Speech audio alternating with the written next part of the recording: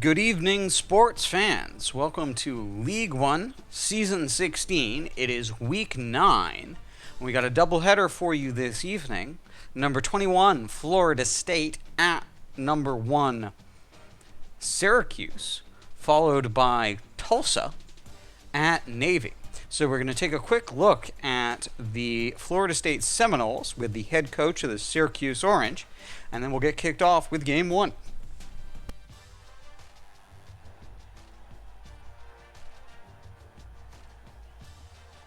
Good evening, ladies and gents. Coach Spectre here, the head coach of Syracuse, and taking a look here at the Seminoles. They have an outstanding football team. They're ranked 21st, and that might be a little low. Bailey Hawkman, the quarterback, is a 95 overall with 92 awareness. He's got a 15-6 touchdown-to-interception ratio and does a little bit of damage on the ground, about 40 yards a game. Great halfbacks in Kalen LeBourne and Zaquandre White, a 97 and a 96. LeBourne's getting about 100 yards rushing, and White adding another 60. LeBourne with another 40 through the air. A freshman fullback. Solid, if not spectacular, wide receiver core, although Williams and McGee lead the way with only about 49 yards apiece. Morse about 35. The main recipient of the passing game, besides the halfback, is Aaron Brown, the 92 overall tight end. He's getting about 65 yards a game, so we'll be looking for him on some third downs. A very good offensive line highlighted by the two tackles. The left tackle, Seth Russell, is a 91. Left guard is an 82 sophomore, an 80 sophomore center, an 81 sophomore right guard, and then the 93 right tackle. Two bookends on a very, very good offensive line. George Ratliff is an 88 true sophomore, an outstanding prospect who's athletic and going to be a threat to any kind of quarterback runs to the right side. The right end is a 95. Matt Rivers, he's got 94 strength, so he's going to do a great job against the run to the left.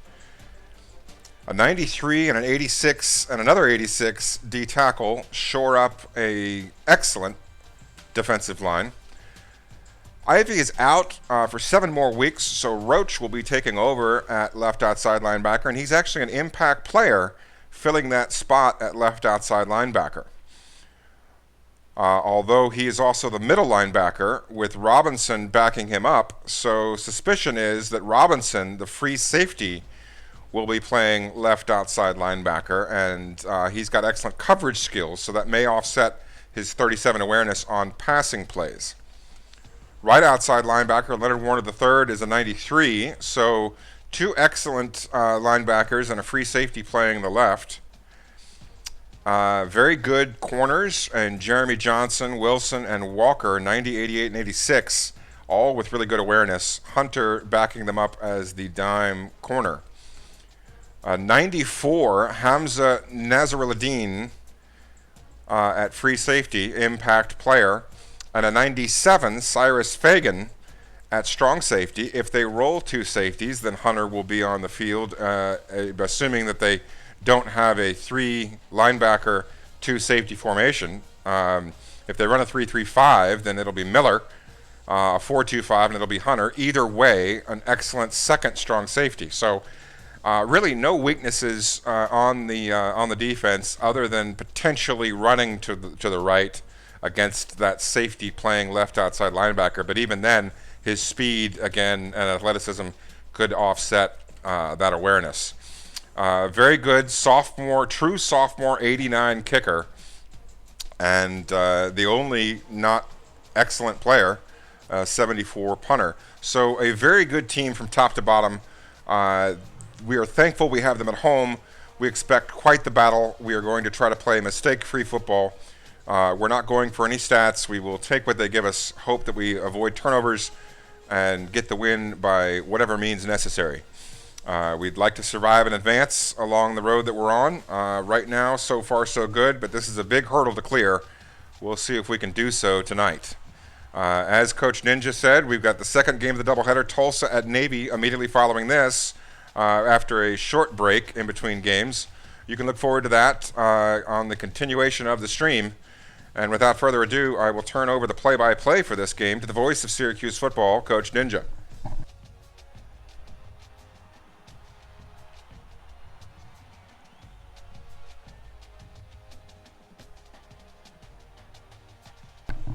Thank you, Coach. As we saw a very serious Florida State Seminoles team, 97 overall, 99-97.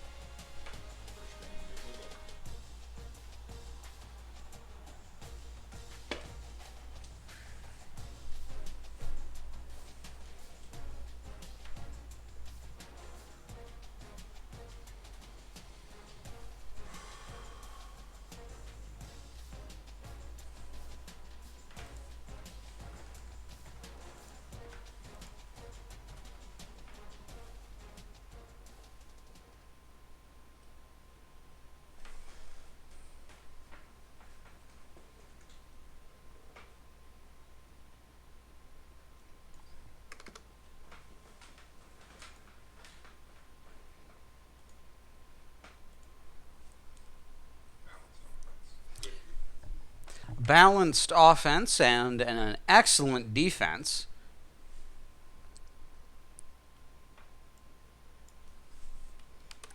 For the Seminoles.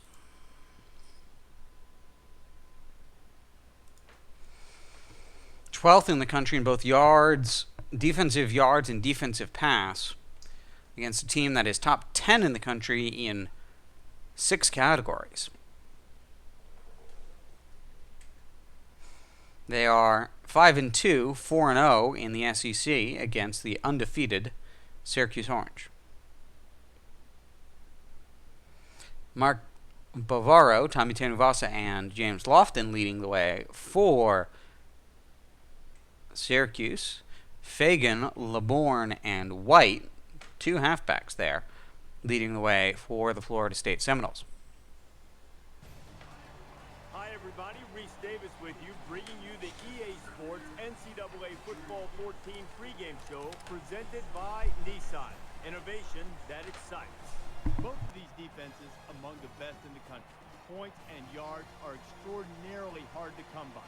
So what does that mean for the offense?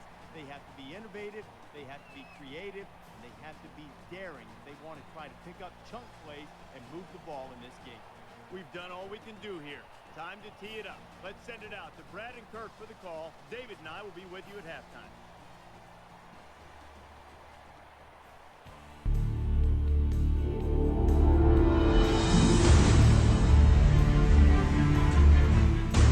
One of the most storied legacies in the history of college football. I started my coaching career, I had a dream. And every decision that I made, that I will be the head football coach of Syracuse University. Undefeated, untied. 1959 national champions. Syracuse has scored an undefeated season, and the team carries Ben Schwartzwalder off the field. It's going to be the greatest victory that you kids have ever had. Dozens of the most prolific and impactful players in the game. The first African American to win the Heisman Trophy. 6 members of the Pro Football Hall of Fame.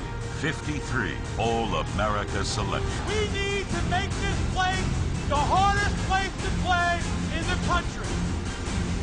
We need you. We need everyone. This is our state, our town, our team, and we gotta win now. Go Orange! Spanning more than 10 successful seasons and covering the country from California, Ohio, North Carolina, and Virginia, this is League 1 NCAA football. Don't you let anyone steal history away from you. Since 1889, this is Syracuse football. Seminoles start with the ball, and they're going to come out in 11 personnel. And looks like an ace with the tight end on the right. And it's a handoff to LeBourne, who loses 2 yards. 2 defenders come clean into the backfield. One of them goes to the quarterback, and the other one gets LeBourne.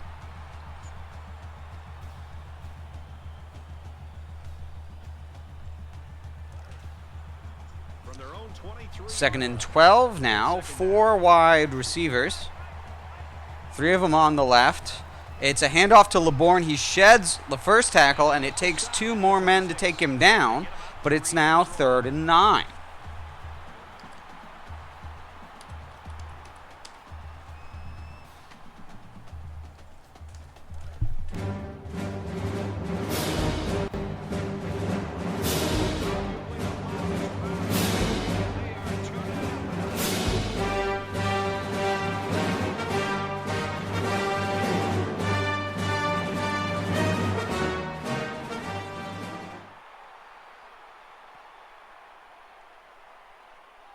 And the sack is going to start the game off with a bang for the Orange. It is going to be a 3 and out to start the game with just over a minute past.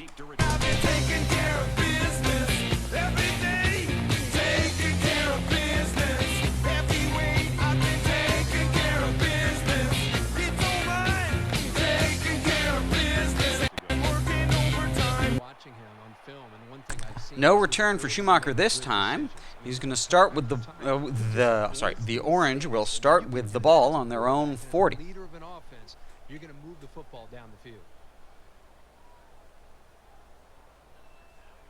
Now the offense gets ready to take their first crack at it. Quarterback all by himself in the backfield with 5 wideouts. Tanuvasa scrambles out. And he holds on to the ball and runs up the numbers. Man coverage meant that his receivers were well covered, and he had to wait until there was a gap and he could move forward. Excellent heads-up play there on first play of the game. And it moves the sticks by 11 yards, and now the Orange are in the Seminole territory. 48-yard line. It's first down.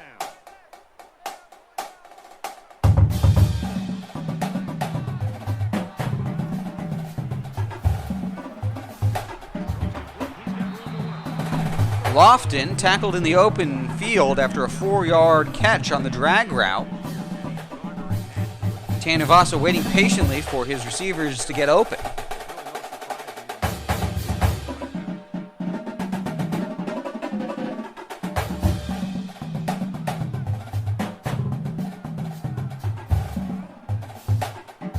Shotgun normal halfback weak here from the right hash. It's a quarterback keeper. It's a 13-yard run down the middle of the field. Excellent run blocking there by the slot and middle receivers on the left-hand side. First down if he kept it himself. That's a good decision.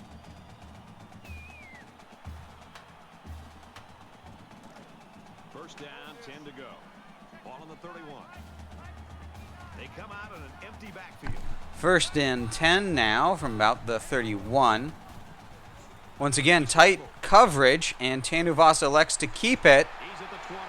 He's knocked out of bounds. 18 yards on the ground and tackled out of bounds after he finally gets number 22 there to block somebody after he passes the line of scrimmage and says, "Hey, what are you doing?"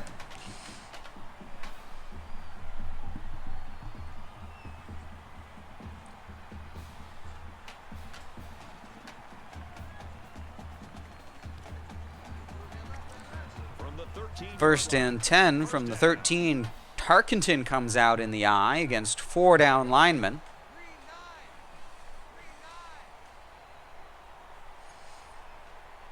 Fran Tarkenton taking his time under center. Metcalf takes the handoff. Blocking leading the way, but he gets hung up. It's a 3-yard gain to make it 2nd and 7.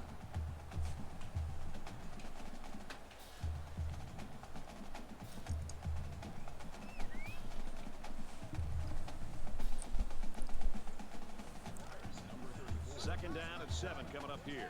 Ball on the 10-yard line. Tanuvasa is back. This is an eye tight ends on either side of the line.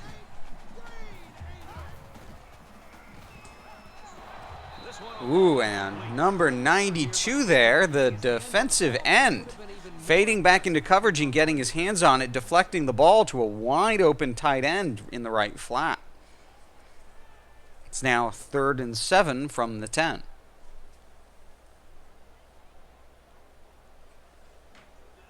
Third down and 7. Ball on the 10. Shotgun Y trips. One wide receiver left of the quarterback, everybody else to the right. Metcalf out of the backfield. He gets 6 yards and is decked. It is 4th and 1 now from the 5. Having to leave the field, knowing how close you came to converting on 3rd down. You got to get those. And they send the kicking unit out onto the field. The kick is up, and it is good. Reese Davis is standing by with this update. Reese? The Buckeyes were ranked number 2. After that performance, how far will they fall? So you went into this game thinking it was going to be an easy W? Better think again. We've got an upset brewer. And for Williams, he powered his way into the end zone for 2 touchdowns. The Scarlet Knights, because their quarterback didn't impress. In other games, a good one going in New Orleans. Temple comes away with a 3-point win. Wow, what an upset. I'm not sure anybody. And Southern Miss beat SMU. Syracuse. Or maybe beating SMU, I don't know. He sends this one deep. Nope, they beat. Yep. This one's going to be down in the end zone for a touchback. Syracuse loving this crowd support, and they get it week in and week out. Well, that's one thing they can count on every single time they play in this stadium is creating an environment that's going to allow them to play with an edge on defense. Illinois over Nebraska. Now let's see if they can just continue that. You never like to have the And the Seminoles offense returns to the field after about 3 minutes. The short field giving opportunity to the Orange. Kalon LeBourne, 8 yards there. He shoves the first tackler off. And reinforcements come to stop him. It's now 2nd and 2. 2 yards away from the sticks. Shotgun normal, halfback weak here. Another handoff to LeBourne. Another broken tackle. Still broken tackle. Now he's got blocking downfield by, I think that was the quarterback run blocking.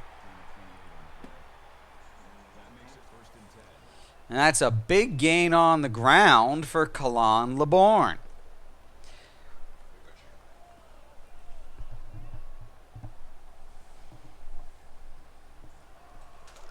First and 10. Ball on the 39.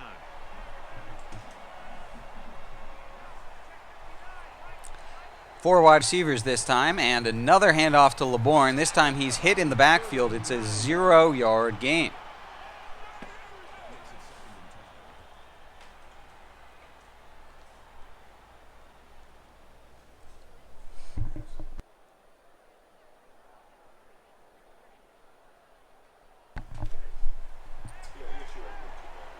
No, they haven't. Bunch wide receivers here. And Williams on a curl route gets a 6-yard gain. It's going to be 3rd and 3. Getting that pass completed for positive yardage.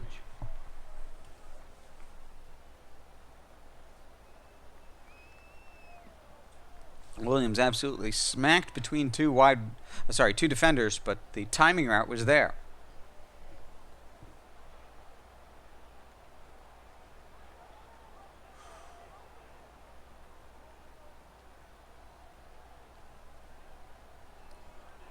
Third down, and they're going to need about 3 yards to pick up the first down.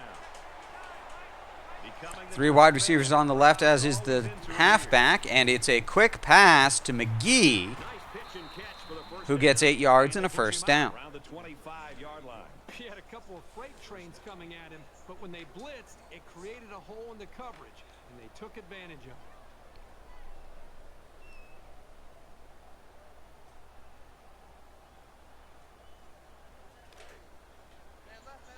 It's 1st and 10. Ball on the 25-yard line. 3 wide receivers tight on the right, halfback on the left from the left hash. Williams breaks the tackle and gets 5 yards to the sideline. 2nd and 5 now from the 20.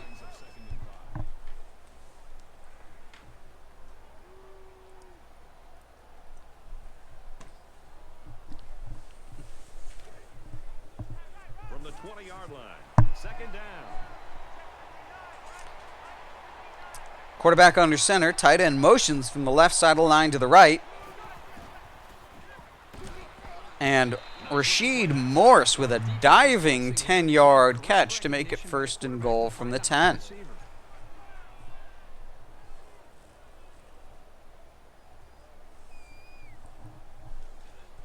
And this play is number 8 on the drive. And inside the 10-yard line, we see an ace twin tight end. The fullback in the tight end position motions. Hockham is hit.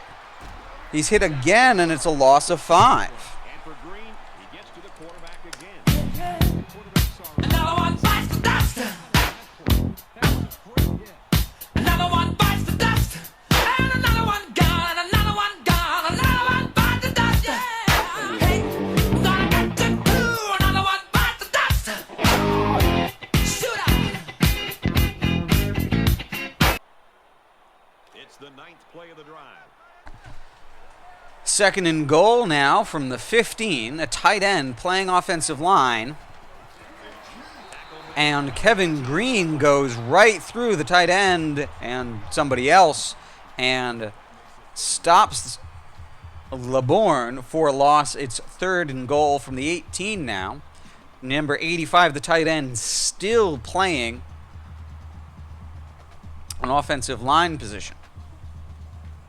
3rd and goal for the lead.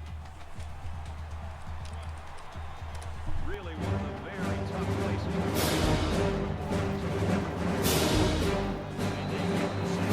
And Bailey Hockman loses another 9 on the sack. It's going to make a field goal. Decent distance, but not unreachable at 34 yards for the kicker. Florida State can tie it up here with this kick. Big defensive stand there in the red zone Kicks up. to make the game tied. Oh, no question. This kid is just a solid kicker. Number 20 losing as well. 3-3 tie.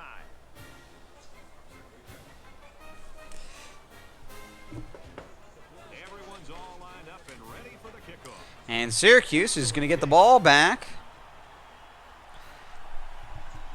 He's to the 10. He's to the And 20. Schumacher gets it to the 25-yard line. 39 seconds remain in the quarter. They've got to play with some focus and smarts here. They don't want to make a mistake and suddenly find themselves trailing. Empty backfield. 5 wide receivers, 4 down linemen. 5 wide receivers. Tanuvasa scrambling out. Stays in bounds. Lance Allworth comes across on the long double move and eventually has space for the floater for 10 yards. 1st and 10 from the 34 now.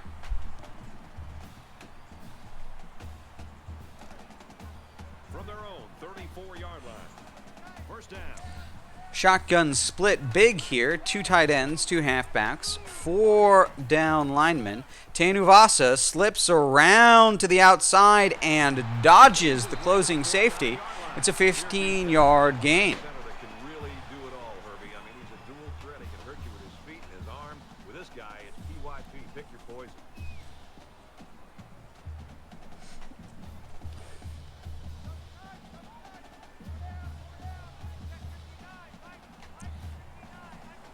Shotgun ace now. Lofton comes in motion from left to right. The pitch is out to Lofton. It's a spin move around the corner. And he gets to 2nd and inches they're calling, and that looks like a mean spot. He did a great job, though, of knowing he was going to get hit and putting his back to the defender, protecting the ball there at the end of the play.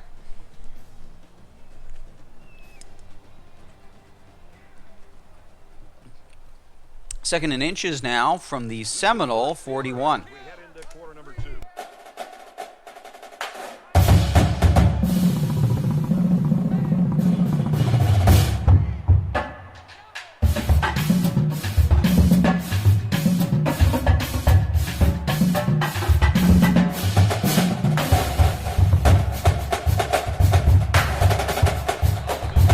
Metcalf with the inside run, bounces it outside with good blocking, gets the first down and more.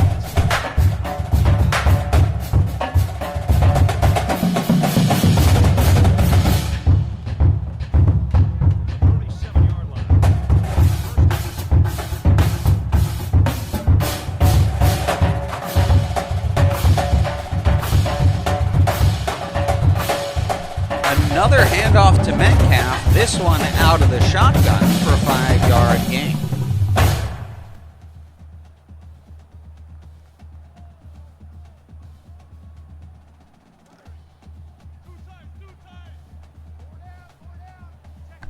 Shotgun ace twins once again. Metcalf, again, this time out of the backfield for a reception of 7 yards into first down. Nice protection, a good pass, and even a better catch. You can't ask for much more than that. It was a great read by the quarterback there to take the snap and throw it quickly to get the first. From the 24-yard line, first down. First and 10 now from the 24. Shotgun Y trips 1 minute into the second quarter. It's a quarterback keeper on the read option, and Tanuvasa says, oh man, has my tackle moved his defender way downfield? I'm going to just follow him. Forget trying to go out around defenders in the flat. It's a 10-yard gain, first and goal now from the 10. And this is the 8th play of the drive. In the shotgun. 5 wide receivers. Looks like a dime from the defense. Lofton, 4 yards on a drag. It's okay to move the ball in small portions because it relaxes the offense and can open things up for the big play.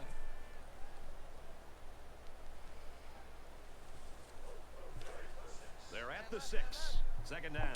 Second down and 6 now. It looks like a shotgun Y trips or a normal. 3 down linemen. Tanuvasa chased from the pocket. And a shoestring tackle for a loss of 5. Somebody did. It was like a jailbreak up front, and the linebacker will get the credit for the sack.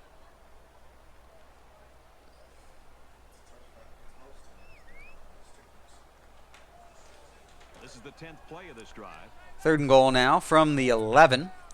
Tanuvasa under center in an I now. 1 tight end, 1 fullback.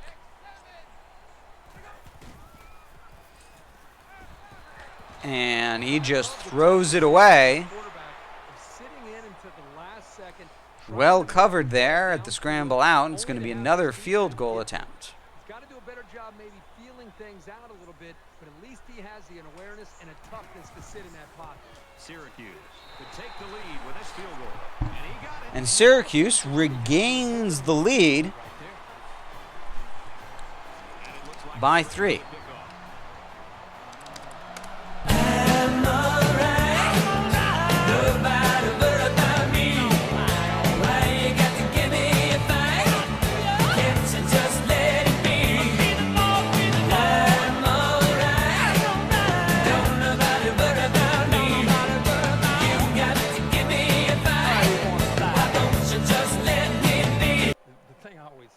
When you're on recess and you're in 8th grade and there's this one big guy that nobody else can block and he's just bigger, stronger, and faster, that's what a dominant defensive player can do to him.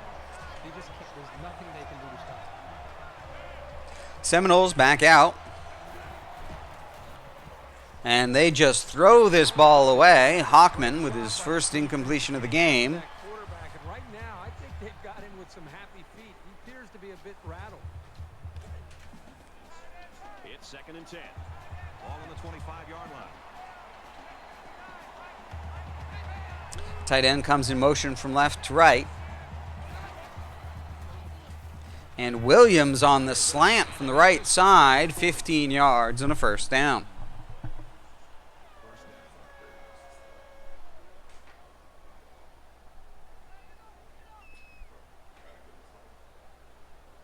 Mm-hmm.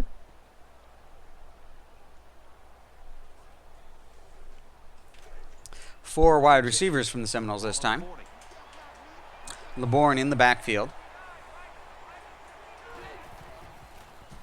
And Perkins on a spot route. Defense expecting the run, gives up the 19-yard catch, 10 of it after the catch.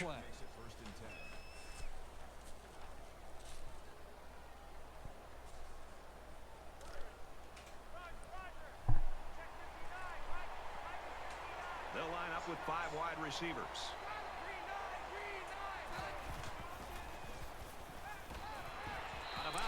And Green hits as the quarterback Bailey is throwing, but it's still a good 5-yard catch to the sideline.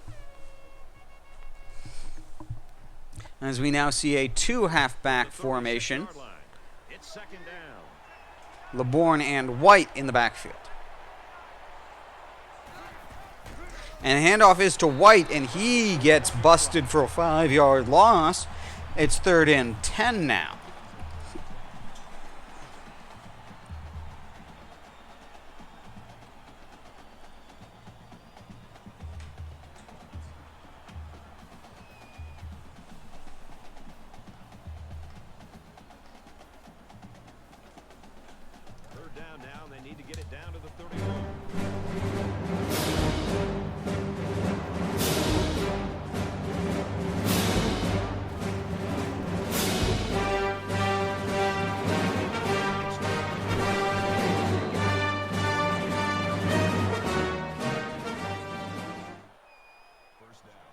Once again, the quarterback hit as he throws, but he puts it on target to McGee,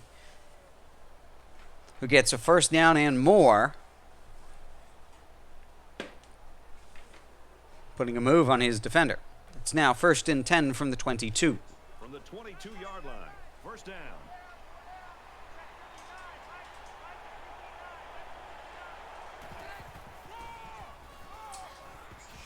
Inside the 10.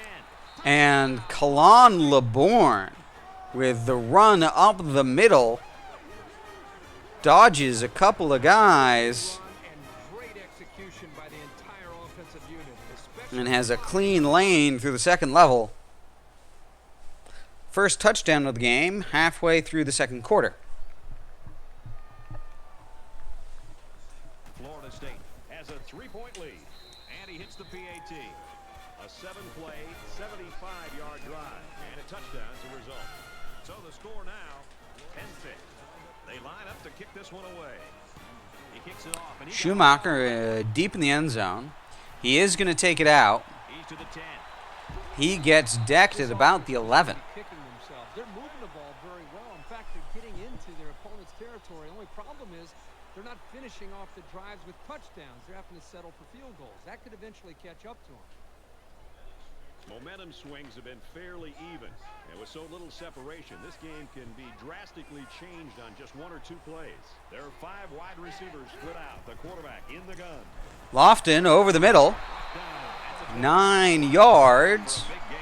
It's going to be every coach's favorite down and distance. 2nd and short.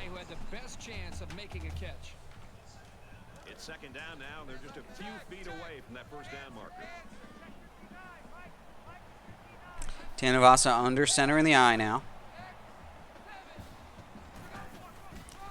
And Metcalf dropped. They call it a loss of 2, but they also call it 3rd and 2, so 1.5-ish.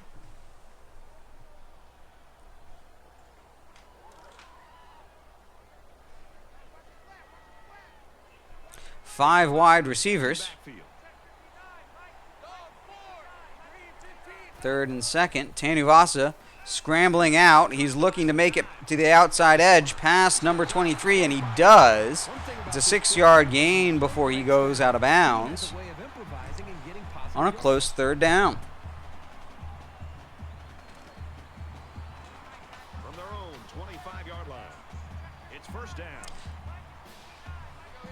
Shotgun split big here.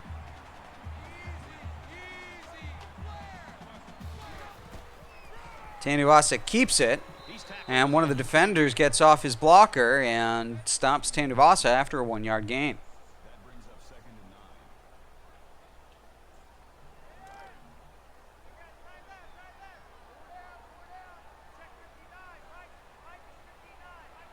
The I formation now from the orange. It's play action. And he throws it to Wk9, the fullback. On the check down, he gets 8 yards and makes it 3rd and short now from their own 34. Challenged him to find the hole in the defense, and in this case, he did. Nice job. Short yardage situation here. It's 3rd and 1. 5 wide.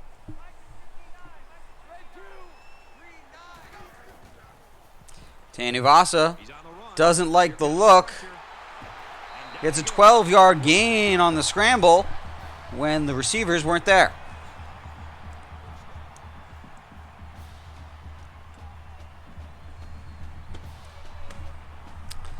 Just under 2 minutes, 4 yards from the Florida State side of the field. 1st and 10. Ball on the 46-yard line. Shotgun, Y trips. 4 down linemen, looks like 3 linebackers. Tarkenton keeps it and slides. They call it a 7-yard gain. It's going to be 2nd and 3. And Syracuse calls a timeout after the read option quarterback keeper. Here's the 8th play of the series. Another shotgun split big. A lot of defenders in the box. Metcalf on the angle out of the backfield. And he's hit for 14-yard gain. Stops the clock momentarily. The orange now on the 33. 1st down, 10 yards to go. Ball on the 33. They'll spread the field with 5 wide. A lucky completion there to Lofton after he gets jammed up with the press in the middle. Gets off the defender and is in space. And the defender still had cement feet.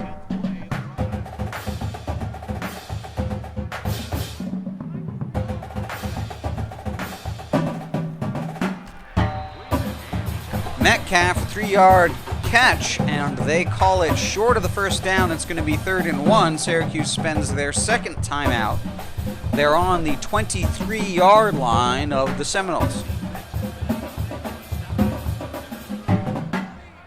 Tanuvasa now under center in the I from the right hash.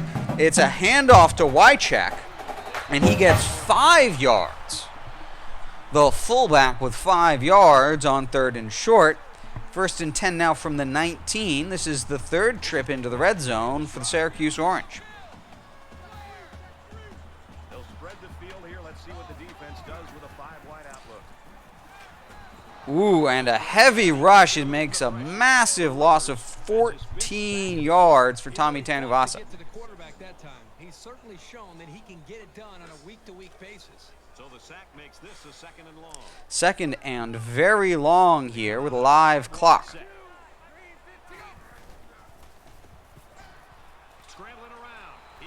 And once again, Tanuvasa loses yards. 3rd and 29 now from the 38. 12 seconds and a live clock. And as a play caller, you constantly have to be aware of it. Whether you're going to roll away from it, or you're going to chip with a tight end or a running back. And it's a pick with Roach grabbing it. It is going to be 2 seconds on the clock. We'll see if Florida State does anything. Grant Roach, the middle linebacker, coming down with it. Son of a bitch! Give me a drink! Son of a bitch! This can't play me! Son of a bitch! If I can't get clean, I'm gonna drink my life away! Yeah!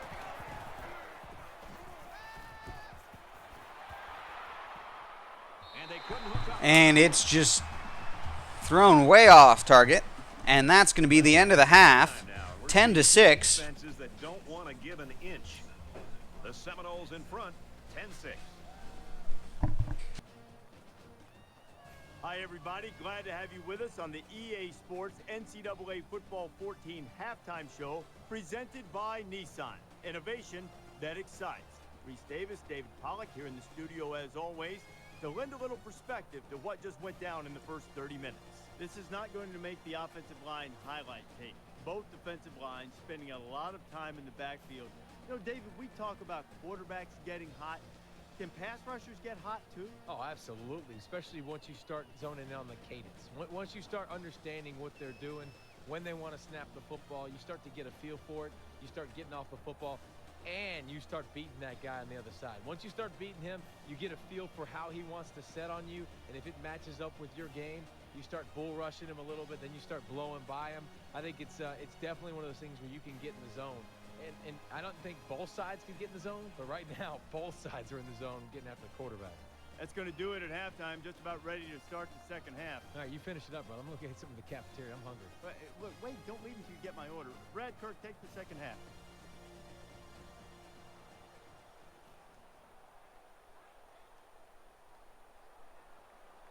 And now a quick look at some of your halftime stats.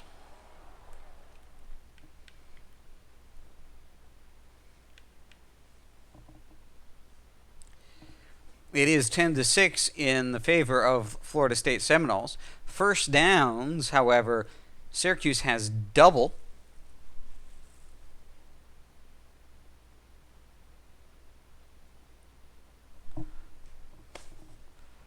Double the first downs and about 60 more yards of offense and 3 times as much rushing yards. Note that that's after a number of sacks, lost about 30 yards of rushing there on some huge sacks. Florida State, however, 87 yards through the air is beating the Syracuse Orange's passing yardage. Both teams 50% on third down, and Syracuse an unusual 66% in the red zone. Florida State is 100%. One turnover on that late pick with 2 seconds remaining in the half. But possession strongly in the favor of the Orange, but that doesn't win games. Some player statistics. Tommy Tanuvasa is 10 for 13 with 72 yards, 1 interception, 76%, and a 7.2 yard average with 3 sacks is a rating of 108. Bailey Hockman, on the other hand, is 8 for 10 for 87. That's 80%, a 10.8 average. He's also been sacked 3 times, and that's a 53 rating.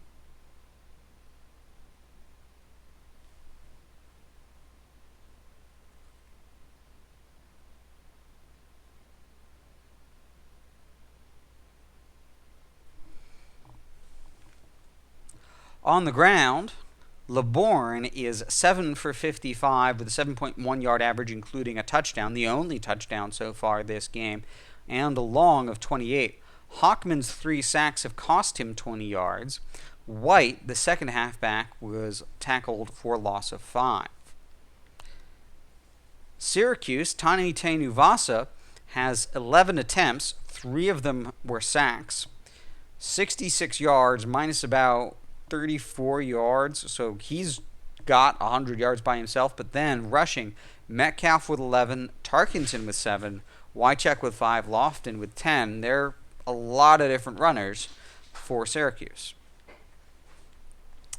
Through the air, Lofton is 4 for 24 and Metcalf is 4 for 30. Wycheck and Allworth each with 1 for 8 and 10. Florida State Williams, 3 for 26, McGee, 2 for 27, and 1 each for White, Perkins, and Morse. On the defensive side, Roach, the middle linebacker, leads the way with 4 tackles. Also has the 1 pick of the game. Johnson, Warner, Naz Irildine has 3, as do Rivers and Logan. On the Syracuse side, Green has 5 tackles, 4 of them for loss. 3 of them are sacks.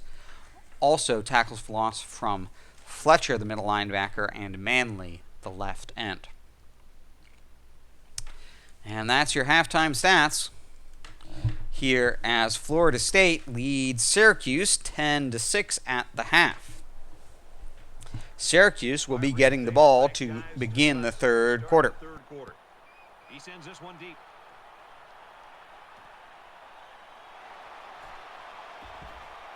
Schumacher stopped at about the 14. Where you are on the field, there was no reason to run that one out. Just catch it and take a knee. It's the only way to guarantee that your offense will start on the 20.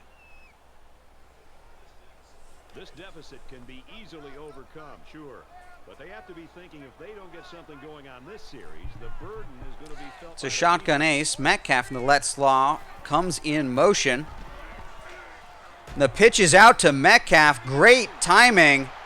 He spin moves the safety. He gets a 38-yard gain into enemy territory. Move aside and let the man go through. Let the man go through. Move aside and let the man go through. Let the man go through. Move aside and let the man go through. Let the man go through. Move aside and let the man go through. Let the man go through. And once again, the Syracuse Orange are in Seminole territory. And Metcalf, as a receiver there, out of the backfield on the angle, gets 8. It's now second and short from the Seminole 40.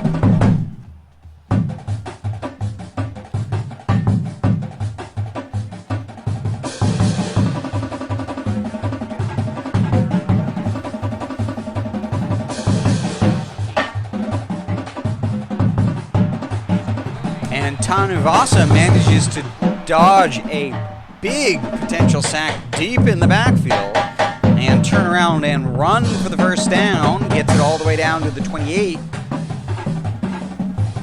on about a 14-yard gain.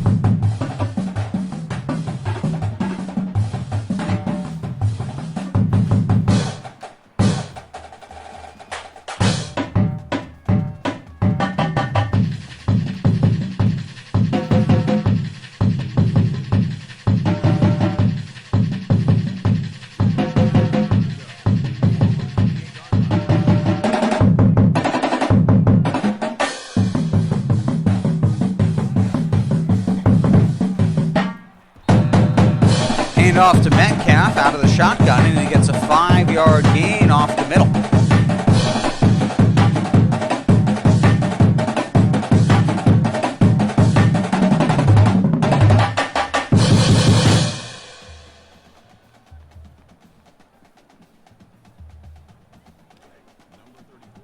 From the 24-yard line. Second and 5, 5 wide receivers. 3 down linemen from the defense. Tanuvasa scrambles out. There's lots of space out in the flat, and he goes to Anderson, who has a great 21-yard catch after the throw on the run.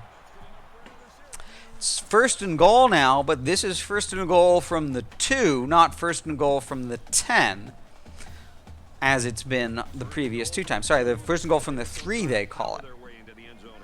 Now 5 wide receivers and 4 down linemen. Tanuvasa scrambles to the right and standing up at the right post. And with that, Syracuse takes the lead to begin the third.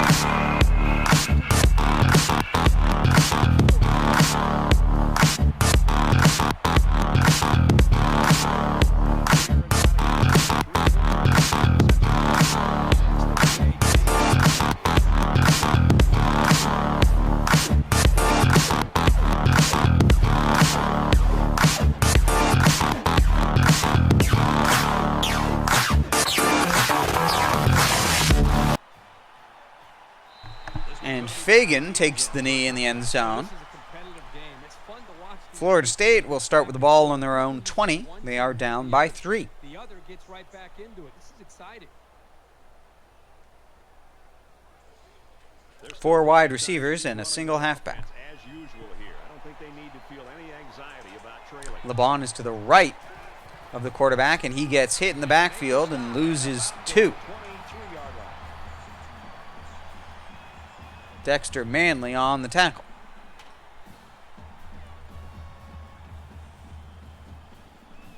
From their own 23-yard line, it's second down.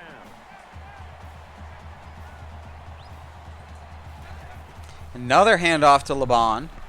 This one for a 0-yard gain. It's going to be 3rd and 12 now.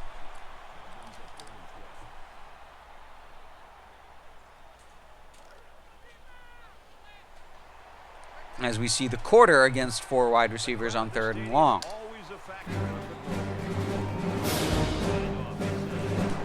And it's an attempted handoff to LeBourne, but the defensive line is there, getting off their blocks and forcing the punt. It's a big defensive stop there for the Orange right after they've taken the lead.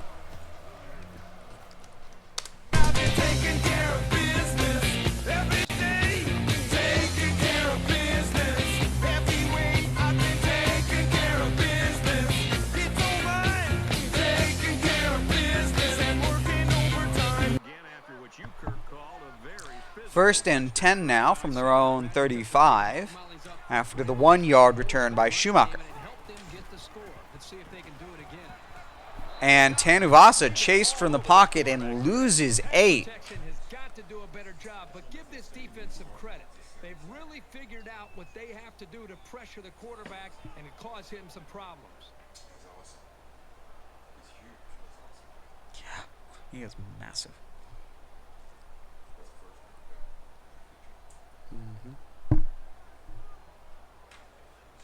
Second and 18 now. 5 wide receivers.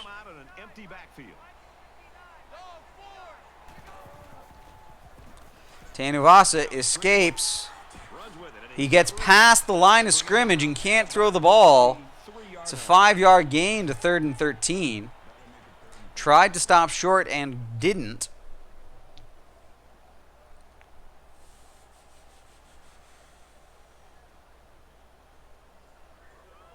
From their own 33-yard 3rd and 13 now from the left hash. 5 wide.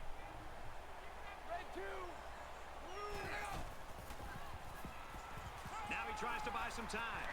And Anderson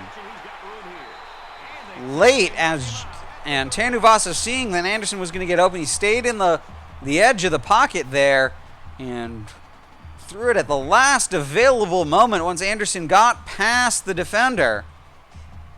A real close play there for a big first down.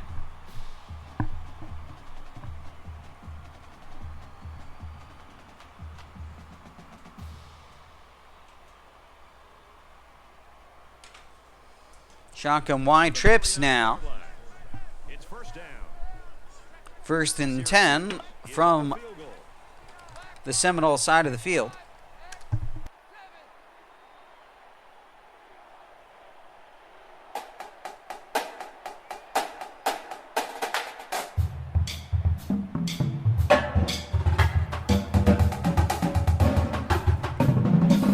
Tarkenton keeps it on the read option. It's a 2-yard gain this time.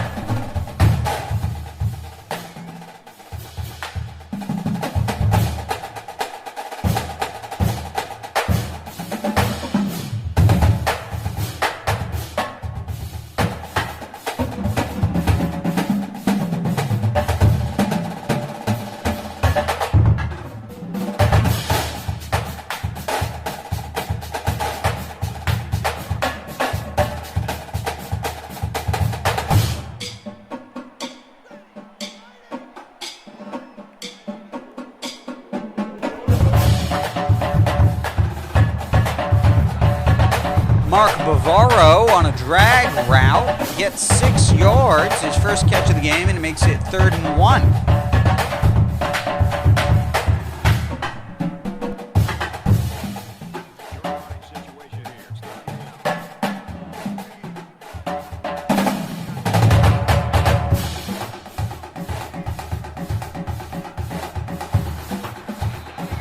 designed quarterback run on 3rd and 1. Sneaks it past the defense. It gets a first down.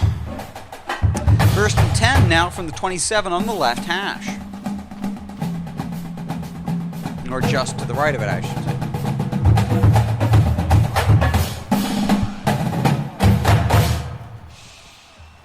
He's going to try and scramble.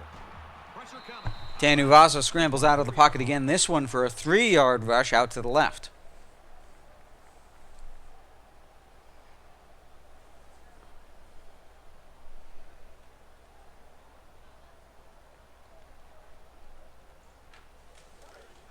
From the 24-yard line. 2nd down. Eye tight now. Tanuvasa under center. A lot of defenders in the box. Bavaro wide open on the left to right drag, 12 yards and a first down. 1st and 10 now from the 12.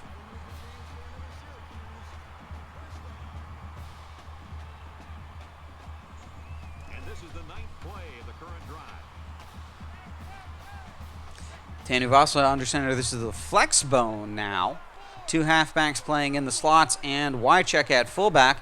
It's a quarterback keeper, and Tanuvasa stumbles forward for a 3-yard gain. That corner did a great job there containing the outside and not allowing the ball to get by him. That showed good discipline by this defense. 2nd and 7 now.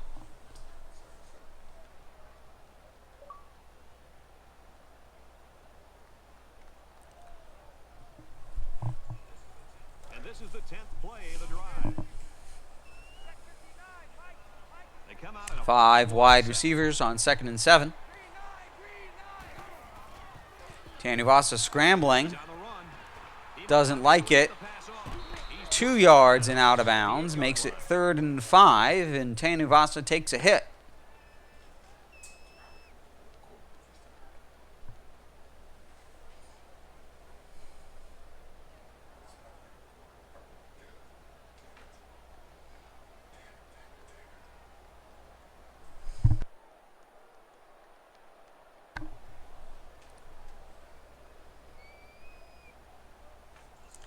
Third and 5 now. The Orange being forced to make a play before the half. And Metcalf, with good blocking and good effort, gets 1st and goal from the 2. It's a nice option play here by the offense. Running back took the pitch and got a nice gain to move the chain. Now at this point, we'll see if it's time to go to the half or not. Here's the 12th play of the drive.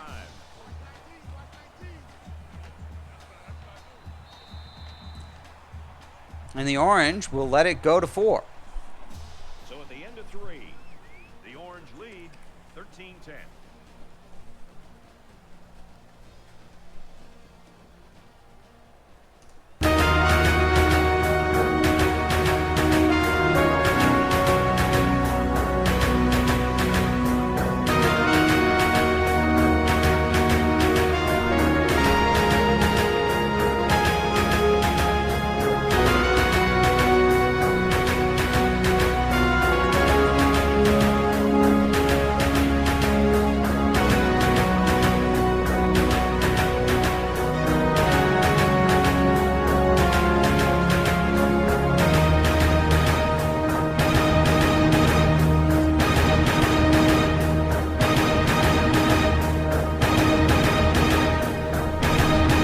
Lofton on the drag has to come back for it. They call it no gain. They follow it up with a halfback run that is wide open for the touchdown.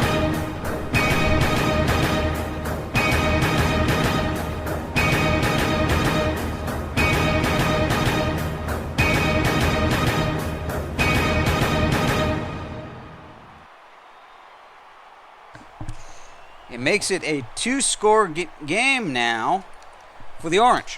When the East is in the house. Oh my God. When the East is in the house. Oh my God.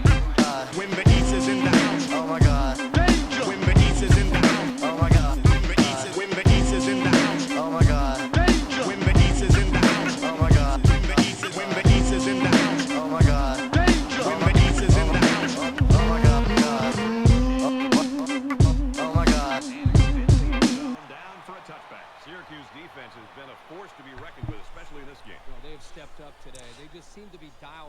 with this FSU, good job against the run. They've been very physical. What I love is how it's their second possession of the second half. Their last drive resulted in a punt, so let's see if they can put together something a little more. They hand it off to LeBourne, and he loses a yard again. Derek Thomas this time on the tackle in the backfield, though he had help coming. Their own 24-yard line. It's 2nd and 11 for the Seminoles. It's 2nd down.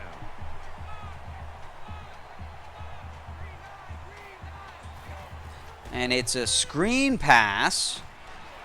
Green's the first man, and number 59 is the second, and it's a 5-yard loss.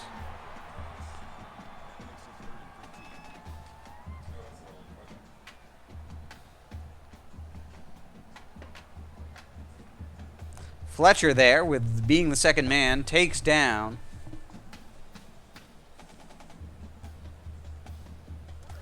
Yes, I gathered as much. I gathered it would be, Leon. You know that I am annoyed that my computer won't run that game. 3rd and 15 now, way back, and this is LeBourne again, and he's breaking tackles, but the defense, the second, the third, the fourth man come down. They make it a 4th and 2, and it looks like the offense is going to put a heavy formation on the field. They got only 2 wide receivers. They got a tight end and a fullback in an I formation. Another handoff, this time to White, and he gets 13 yards up the middle. Saves their bacon on 4th down.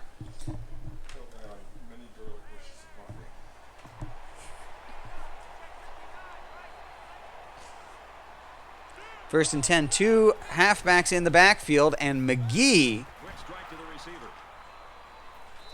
has a hand fight with Roll and eventually taken down for a 16-yard catch.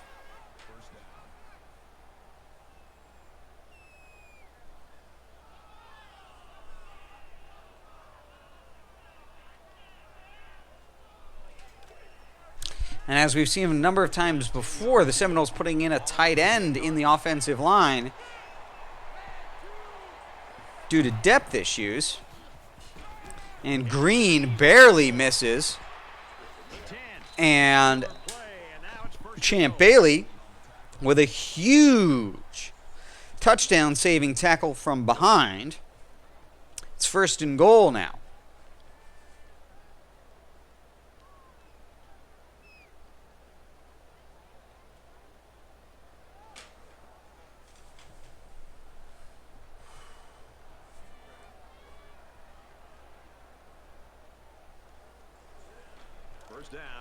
First and goal from the 5. We see 5 wide receivers versus a goal line set here. Hockman with time in the pocket, and it's deflected deep in the end zone.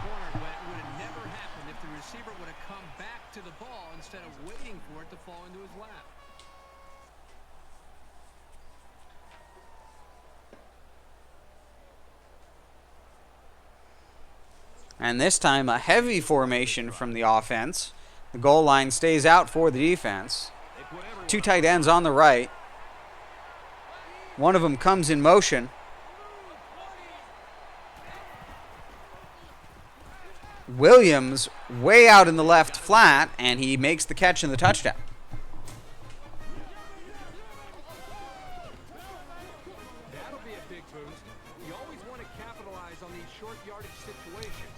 And Florida State sending out the field goal unit to be down by 3. 5 minutes, 41 seconds remain in the game. And he converts the extra point.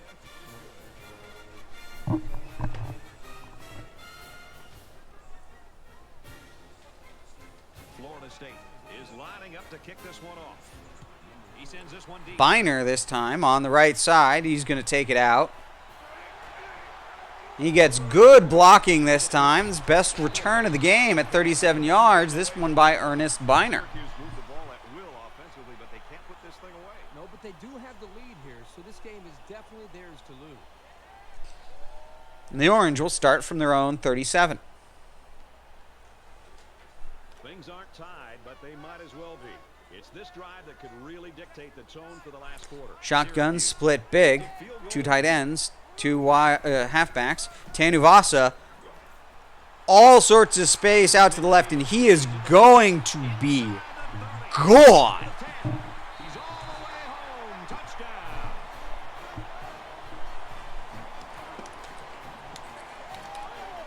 By the power of Grayskull.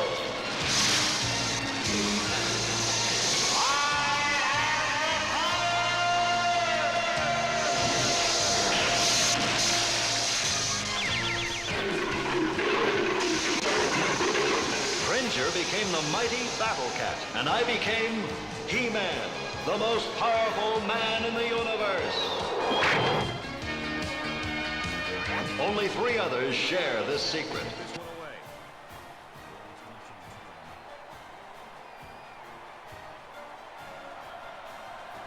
Syracuse moves it back to a 10-point game, but 5:26 remain on the clock. I think any good football team has to have an ability Really? to answer, and that's exactly what we just saw. One team scores a touchdown, the other team comes right back and puts another touchdown on the board. This is getting exciting.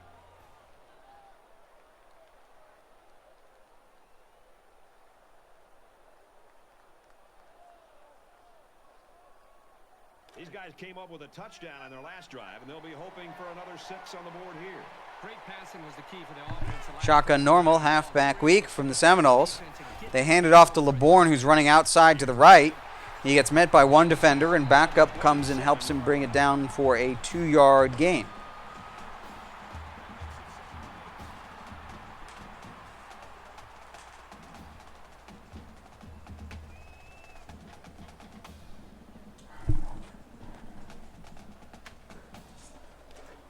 From their own 27-yard line. Second down.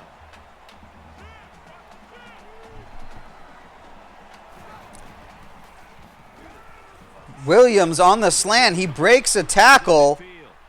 Roll closing in. He gets decked off. And that's a huge play.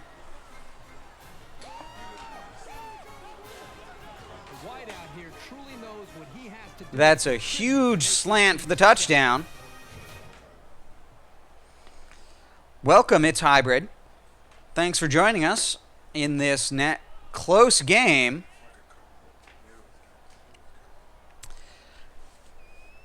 With the extra point here, Syracuse will be up by 3 once again. That's 2 single-play drives, each by one by Syracuse and one by Florida State, back to back. And he hits the PAT. A short 2-play, 75-yard drive, and that's good for a touchdown. Boy, that is scoring in a hurry. This offense is looking more and more. And it was 20-17, about, well, exactly 50 seconds ago. And now Ricky Sanders with a 17-yard return. These offenses are in gear right now. Well, the way these guys are executing right now, it could come down to just which defense can come up. And Syracuse is going to start on their own 18 this time, on the right hash. Real crucial time in the game. It could still go either way. Shotgun normal, halfback weak. 4 defenders. And Tanuvasa keeps it on the read option and gets stopped in the backfield by the safety. It's a loss of 4.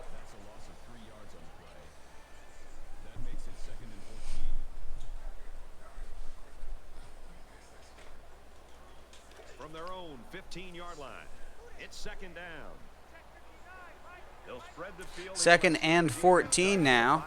Tanuvasa chased out of the pocket. And he runs up the far sideline, and it's a 16-yard gain for a first down. While he breaks the school record for rushes in a season. Rushing yards in a season, I should say.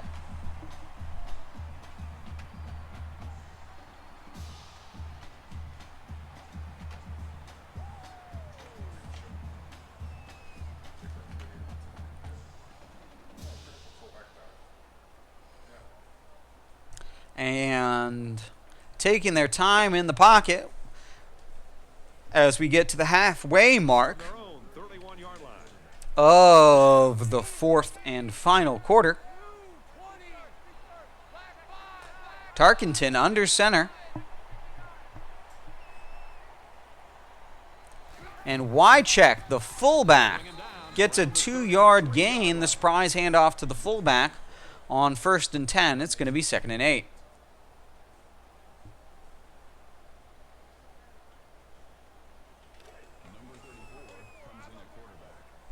Five wide receivers now for Tanuvasa in 2nd and 8.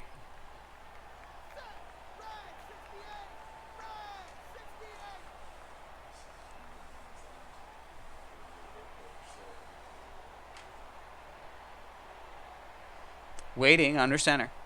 Sorry, behind center. Tanuvasa scrambling. Foot race. And he gets to 3rd and 1.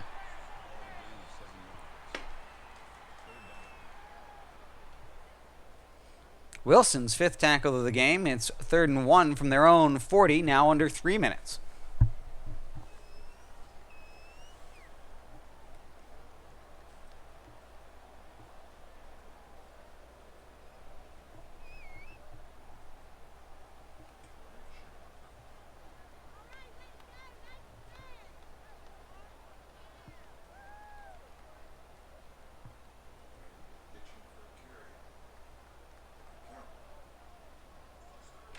It's 3rd down, and this offense is about 3 feet away from that 1st down marker. Play clock running down on 3rd and 1. A very heavy Maryland formation as Schumacher gets the handoff this time.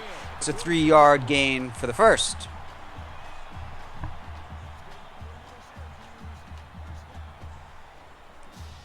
First and 10 now from their own 43. Syracuse continues to let the clock go down as we approach 2 minutes.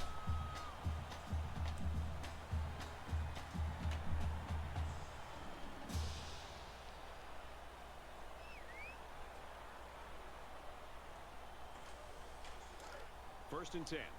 Ball on the 40. The Orange come out in a flex bone formation.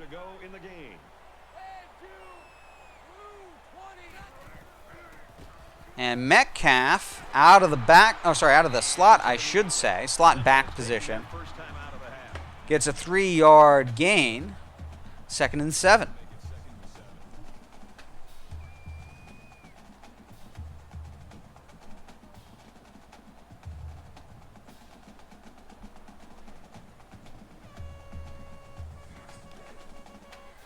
From their own 46-yard line.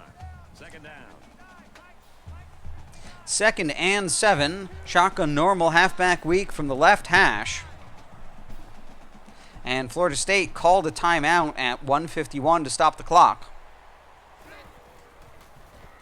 And Metcalf is wide open on the angle route on the left side. It's 11 yards, and it costs Florida State another timeout. And now on the Florida State 42.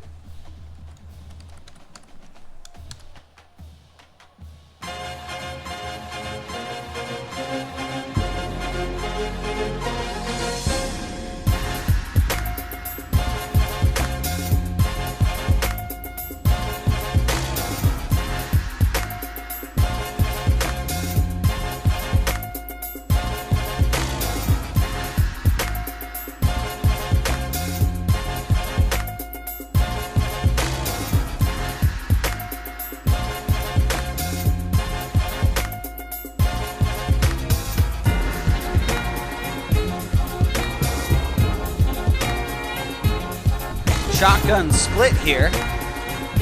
Tanuvasa keeps it and slides after an 8-yard gain, and Florida State spends their final timeout. It is 2nd and 2.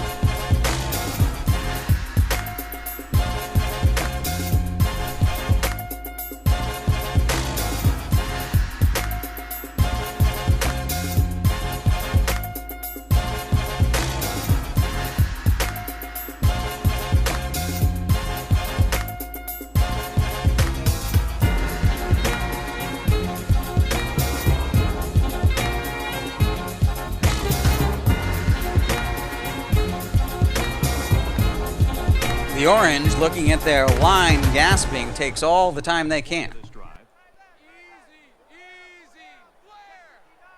Second and 2 and an I formation for Tanuvasa in the Orange. It's a handoff to Metcalf, and he's got a gap up the center. That's 5 yards. And it's on to the 30. Minute 40 remains.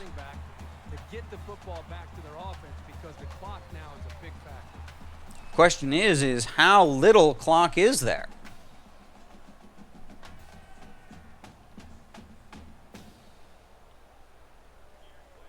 Here's play number 10 on the drive.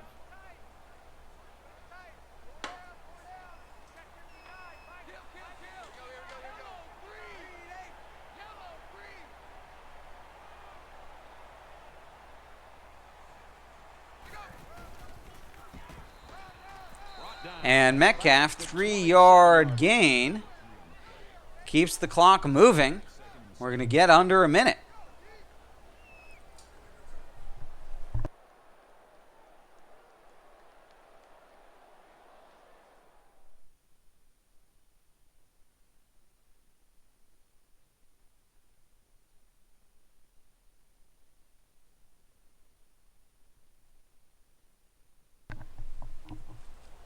And it looks like the Orange sending Tarkenton out now.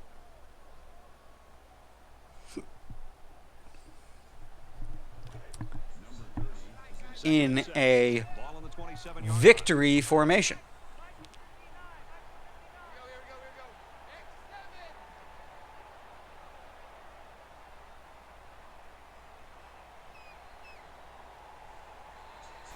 And he takes a knee, and that's going to be the final play of the game if the Orange want it to be.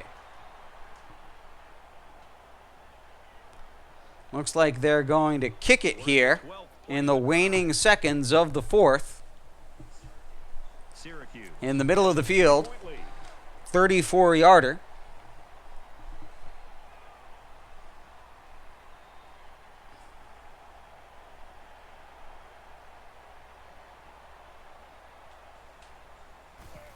And right down the middle, and that's game. A big game against an impressive FSU defense that stopped Syracuse twice in the red zone and forced them to kick field goals on their first 2 possessions. But impressive defensive performance of their own from the Orange allowed them to be in a position to turn the tide after halftime, getting the ball just before the half and just after. Thank you for joining us for this, the first of our 2 games this evening. We're going to be back soon with our second matchup, Tulsa at Navy. Yeah, and securing the first place in the Atlantic, getting a lot of tiebreakers there. The Florida State was number 2 in the division, and that's going to put Syracuse pretty securely at the top of their division.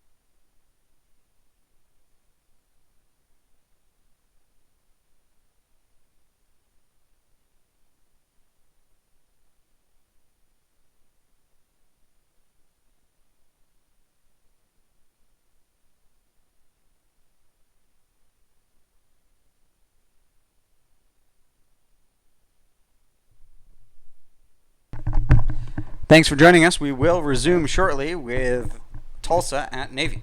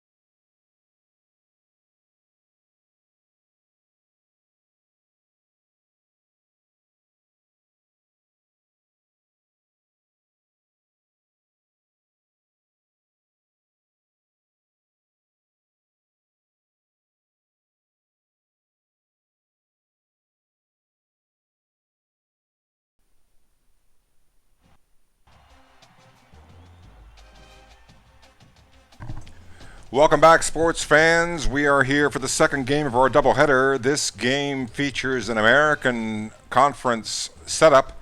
It is Tulsa at Navy. I am Coach Spectre, the head coach of Syracuse University. I will be providing play-by-play for the Navy game, and we will allow Coach Ninja, the head coach of the Navy Midshipmen, the opportunity to give you a rundown of what he's up against this week against the Golden Hurricane of Tulsa.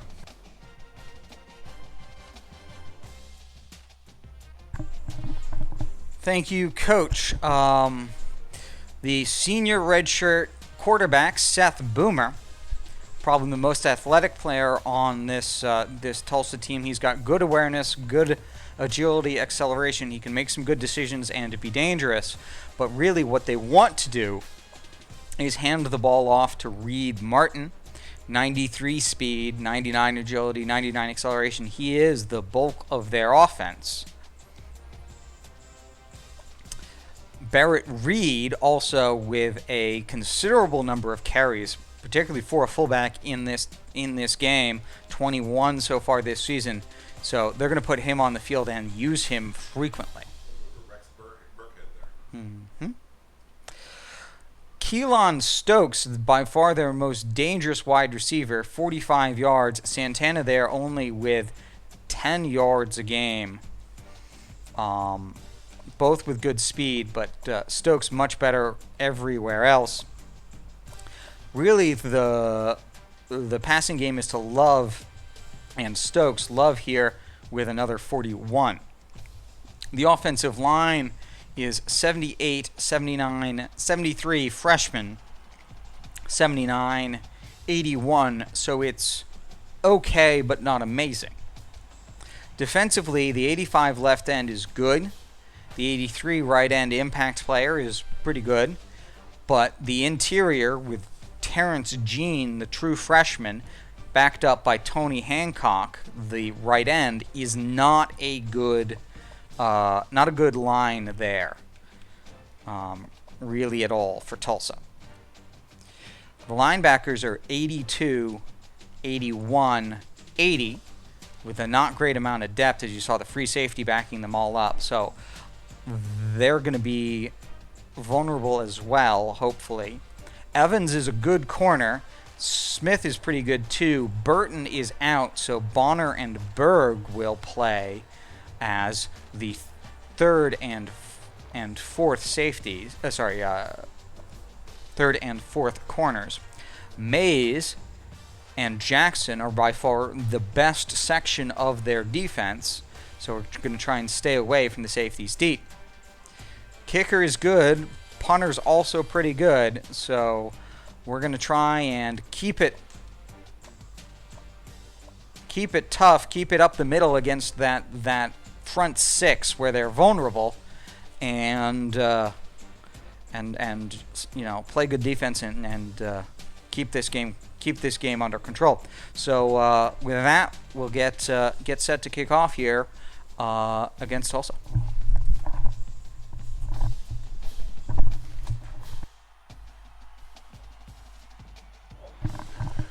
Coach Spectre here, the voice of Navy football, providing you the play-by-play and action of this exciting American Conference game. Tulsa paying a visit to Annapolis, the home of Canoe U.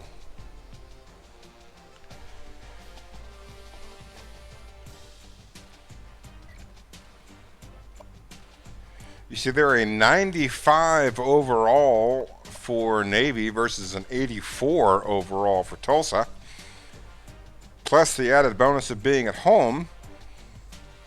And the midshipmen look to put another notch in their belt in their ascendancy and efforts to win the American Western Division. This is a divisional matchup. It will factor into the conference standings. It is a game that Navy wants to win more than non-conference games and more than non-divisional games.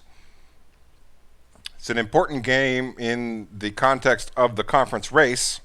Navy coming in at 6-1, and Tulsa at 2-5.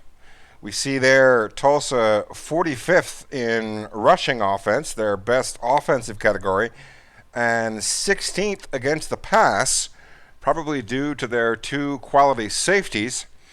Navy, for their part, 64th in passing, 105th in rushing, but defensively leading the country in the top 10 in yards allowed per game and second in the country in rushing yards per game. We'll see how that balances out. Several prospects visiting this week. 3 of them, in fact, Michael Williams, Elliott Black, and John Williams, unrelated. They will be looking to see what kind of performance Navy gives at home. And this conference game is set to get underway. We see Hayes, Rawls, and Carter for Navy versus Stokes and Mays and Boomer for the Golden Hurricane. The Golden Hurricane is so named because of sandstorms during the Dust Bowl era in the American Midwest. Tulsa, Oklahoma, the home base of the Golden Hurricane. Paying a visit to the East Coast here, where Navy faces off at home. You see points per game, 31-26. One could make the argument that Navy has played a tougher schedule to this point, given the fact that they have had a few user games already under their belt. Navy leading in passing yards, Tulsa leading in rushing yards. We'll see how this all shakes out tonight here on the second game of our doubleheader.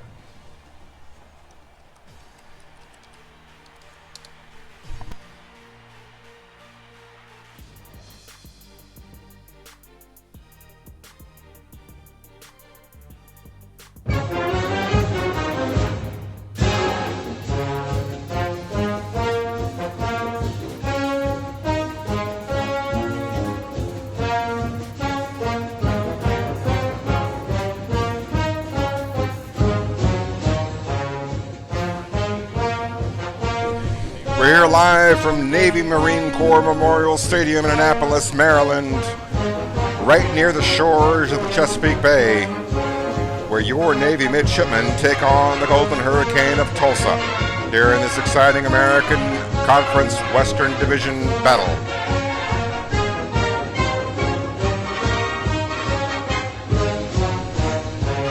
Navy wins the coin toss. They elect to defer to the second half. They'll get the ball to start the third quarter. That means that Tulsa will get the ball to start the game.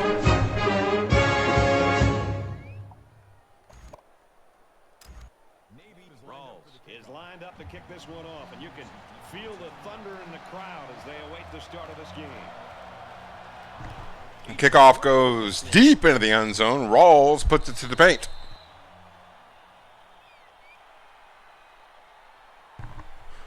That means Tulsa will start the game at their own 25-yard line following the touchback on the kickoff. It's 1st and 10 for the Golden Hurricane 25 as Navy comes out in a 3-man front. Tulsa responds with an I normal, strong to the left, running to the left. Defenders there. The second one brings him down for a loss of 1 on Reed Martin's first carry. We don't know yet if Tulsa is a no-huddle team. The loss of 1 will force them to huddle. So we still don't know if they're no-huddle or a normal setup on the pace of the offense. We see 2 halfbacks and 2 wide receivers coming out of the huddle for the Golden Hurricane, and Navy responds to the 4-man front. Shotgun set for Tulsa. Caught in the flat by the halfback. He breaks a couple of tackles, gets the first down on 2nd and 11. There's a flag on the play. Looks like it's roughing the passer on the defense. That's going to tack on 15 yards to the gain of the offensive play. And that's going to put the ball in Navy territory at the Navy 44.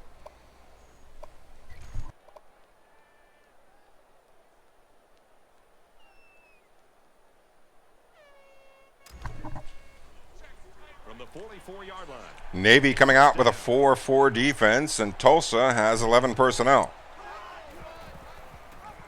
Handoff up the gut, tackled by Navy after a 1-yard gain. Reed Martin off to a 2-carry, loss of 1 average on his 2 totes. Now 2nd and 9 from Navy's 43-yard line. Navy's going to come out with a 3-man front, and Tulsa responds once again with 11 personnel, tied into the left side. Quarterback back to pass, flings it to the left. It's good for an 8-yard gain. That's going to set up 3rd and 1.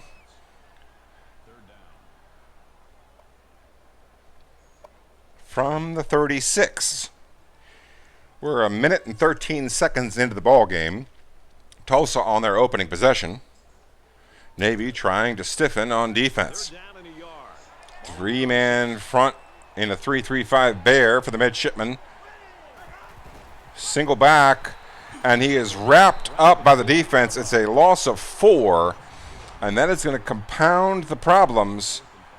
It's going to create a long field goal from just inside the 40. They're going to call it the 40. In fact, where he's spotted, it's actually about the 41. This is a super long field goal attempt for Tulsa, and it falls, actually does not quite fall short, but does go wide left.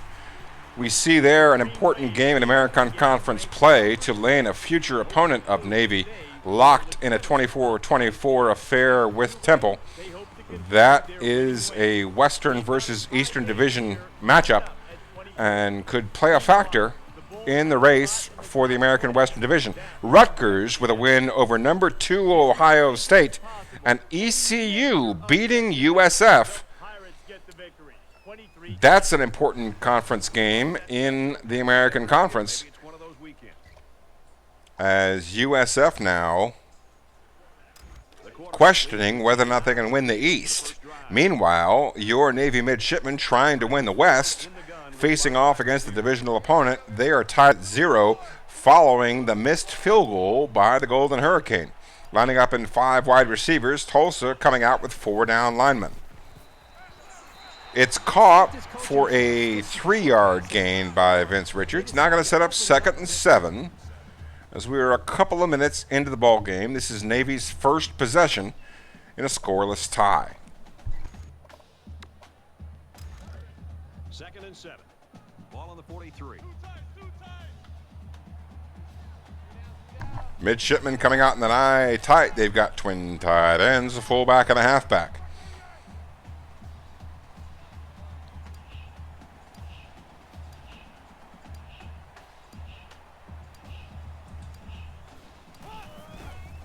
Handoff up the gut and tackled for a 3-yard gain. Joe Bright able to pick up 3 on the carry. That's going to set up 3rd and approachable. 4 yards to go for the first down.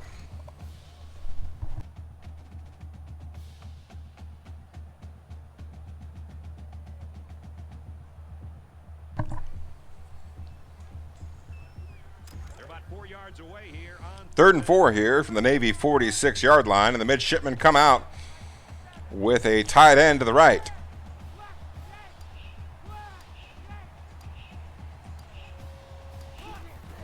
Hayes drops back and throws to the flat. Todd McKinley makes the reception, picks up a couple of yards after the catch. That's a 9-yard gain.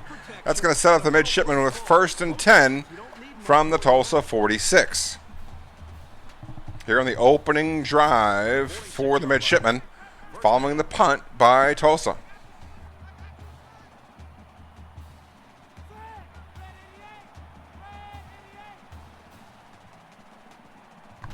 $11 personnel for the midshipmen.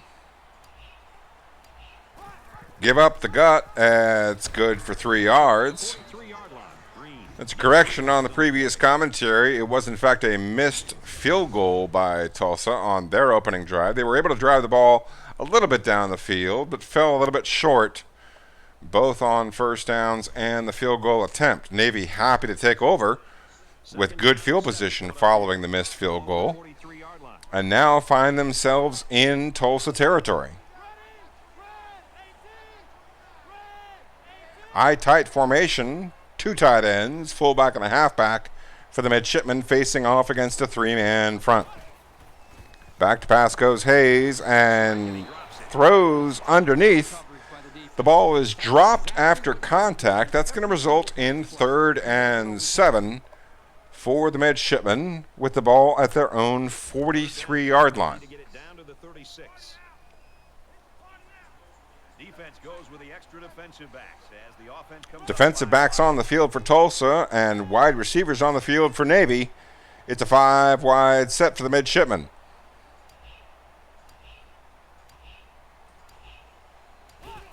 Back to pass goes Hayes, surveys the field, throws to the double move underneath, and Todd McKinley, the reliable underneath receiver, picks up the first down.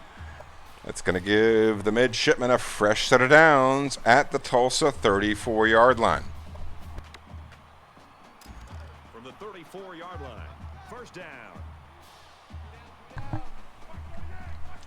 Navy comes back out in the eye tight. Tulsa responds with 3 down linemen.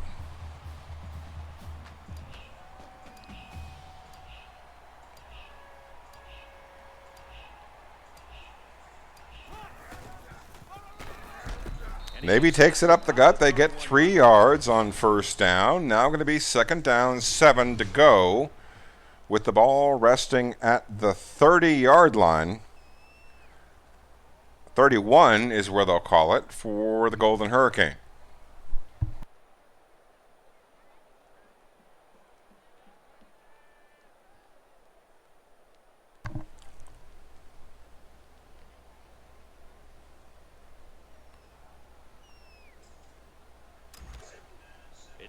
Second down, 7 to go from the 31, and Navy comes out with a shotgun. They've got a tight end to the right and a halfback in the backfield.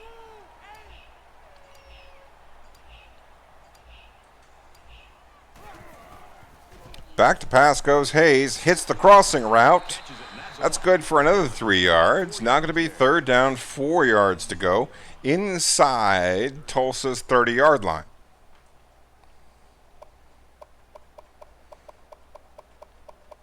Each team having a possession, Navy continuing their first drive.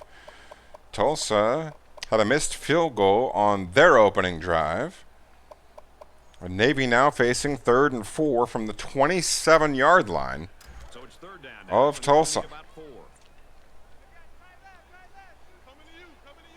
11 personnel for the midshipmen. They got a tight end and the halfback in a shotgun set.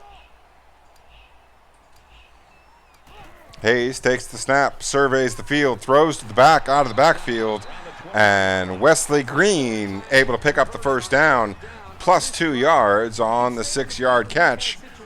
It's going to be a fresh set of downs for the midshipmen at the Tulsa 21 as Navy continues to matriculate the ball down the field.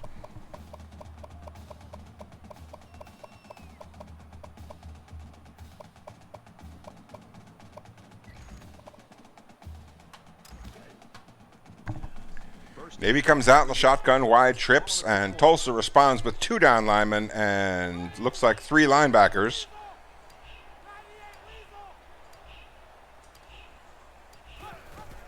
Navy runs the read option. It's a quarterback keeper. Is good yardage on first down. Now going to be every coach's favorite down a distance. 2nd and just 1 from the 12-yard line.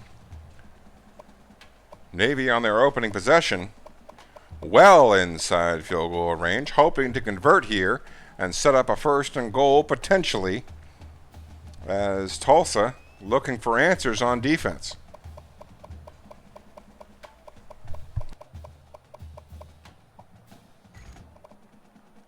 This is the 11th play of this drive. Midshipmen break the huddle. They come out in an eye tight. 3 down linemen for the Golden Hurricane. Up the gut they go. Defense was ready for it. They tackle him for a loss of 1. Now going to be 3rd down, 2 yards to go. Looks like Tulsa was looking for the run on that play. Going to be 3rd and short. 2 yards to go from about the 13-yard line.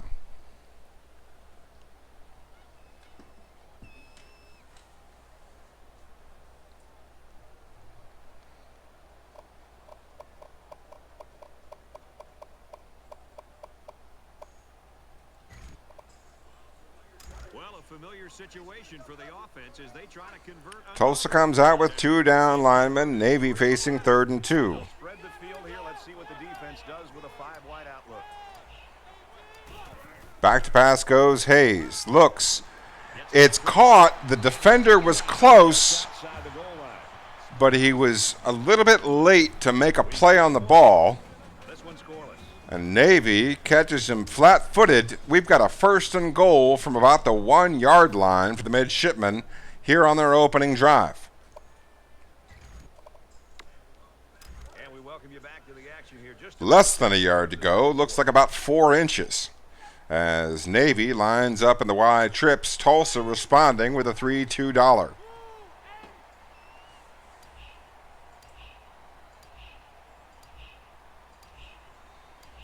Up the gut goes Navy, tackled for a loss of 1.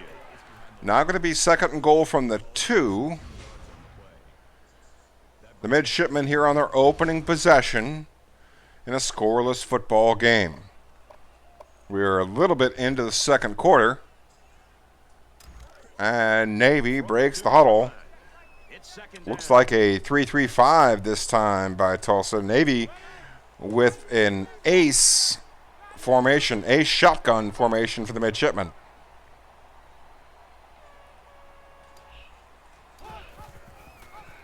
Up the gut they go. It's good into the paint. He had a lot of running room, and Wesley Green finds the end zone for the first points of the ball game.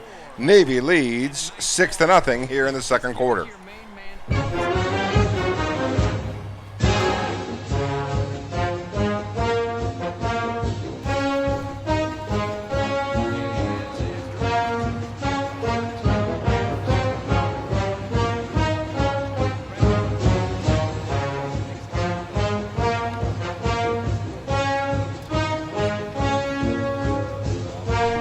Navy now set to kick off. It's going to be Tulsa's 2nd drive of the football game. Ball goes deep into the end zone. Rawls puts it past the paint. And Tulsa's going to take over at their own 25-yard line, trailing by a score.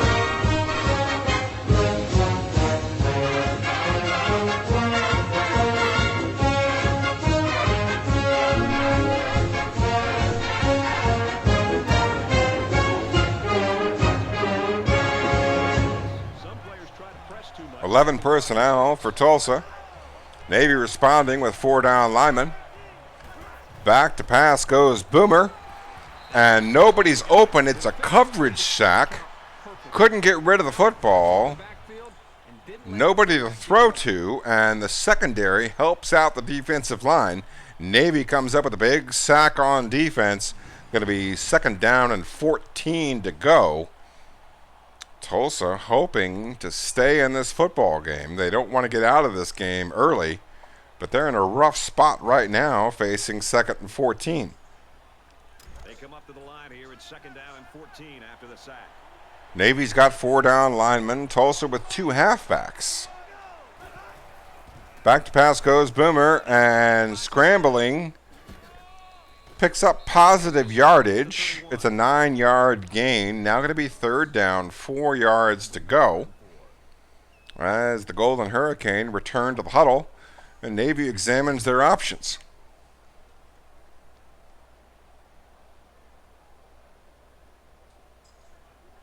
They're about 4 yards away here. 3rd down, 4 yards to go. Quarterback under center. Man in motion left to right. Boomer back to pass and flings it on the short, shallow corner route.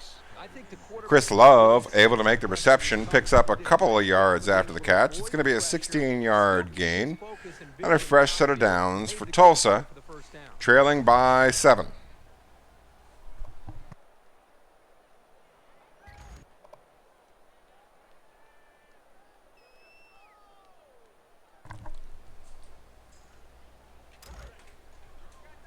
from their own 46-yard line. Navy breaks the huddle with 4 down linemen. Tulsa breaks the huddle with 2 tight ends. Man in motion right to left. Handoff to the left side. Going to be positive yards, but only 2. Second and long now for the Navy defense.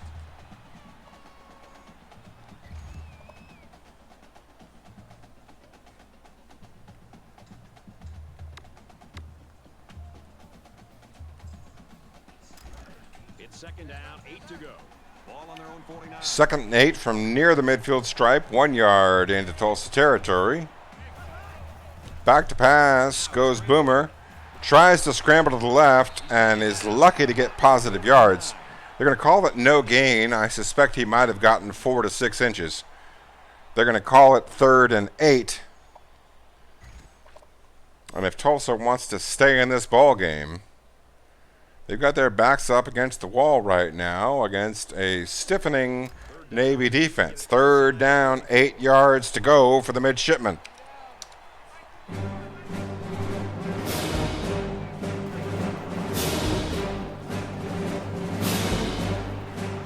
Out of the backfield and looks like he's an inch short. We'll see if Tulsa is a risk taker. It looks like they are. They're going to go for 4th and inches following the 5.5 yard pass on 3rd and 6, or 7.5 on 3rd and 8 rather. Risk taking by Tulsa's coaching staff. This defense not wanting to give an inch here. It's a power eye. They do a play action pass and it's incomplete. That's a big incompletion. Ronnie Hampton on the coverage, able to deflect the ball, puts his left hand up, makes a critical play on 4th and short. That's going to give Navy excellent field position. We are 5 minutes before the half. Navy with a 1-score lead and the football. Tulsa with 0 points.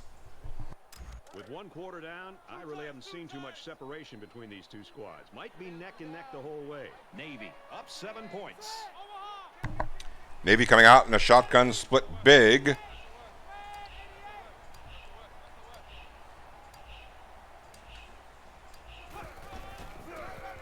Quarterback keeper to the left side, positive yardage, picks up 9. Going to be every coach's favorite down and distance. A freebie play for the Navy offense, facing 2nd and 1 from the Tulsa 47. Short yardage situation here. 2nd down and 1. Navy already knows what they want to do. They're going to come right back out in the eye tight. Tulsa responding with 3 down linemen in a offset 3-3-5. He's stopped quickly, but not before he gets the first down. It is a fresh set of downs for the midshipmen. Just a few yards into Tulsa territory.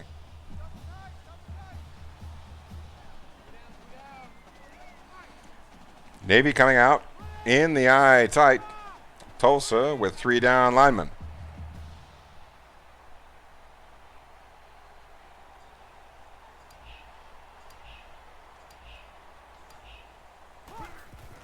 Hayes drops back to pass and hits a wide open tight end running left to right. Charles Bray, tight end number 2 for Navy, picks up 5. Now going to be 2nd and 3. No, picks up 7. They'll call it 7. Might be 6.5. But it's going to be 2nd and 3 regardless. Well into Tulsa territory. They need about 3 yards to get the first here on 2nd down. Split big formation for the midshipmen.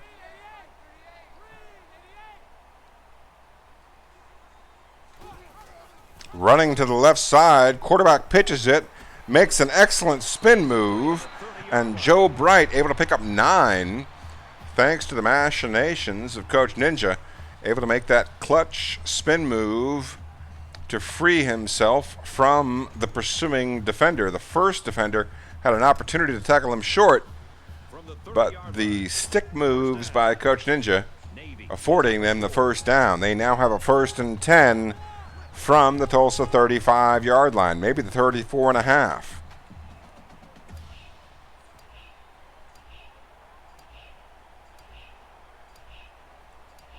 Navy with the lead, content to let the clock melt. They're going to give it up the gut, and it's a solid 6-yard gain by Wesley Green. Navy able to punch Tulsa in the mouth there and give themselves a 2nd and short from well inside field goal range. So it's 2nd down now, and they need about 4 yards to pick up the first. Tulsa comes out with a 3-man front facing off against this tight formation by Navy.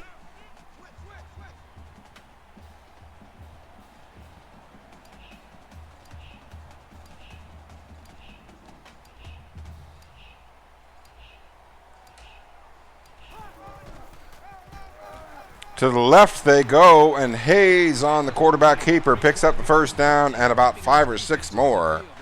We'll see where they spot it. They do spot it at the 14. Navy melting the clock away. There's 2:15 remaining on the first half clock, and Navy has the lead and the football in Tulsa's red zone.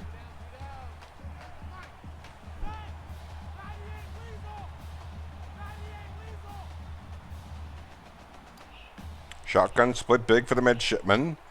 3-3-5 defense for Tulsa.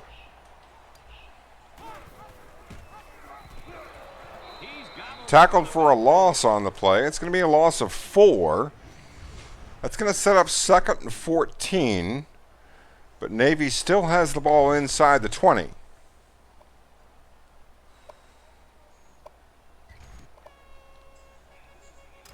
this is the 8th play of the drive. Midshipmen break the huddle. They've got a shotgun set with a single back. Tulsa trying to respond.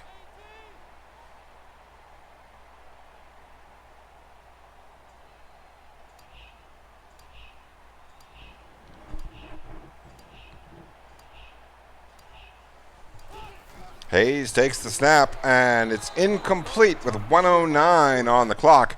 Now going to be 3rd and 14.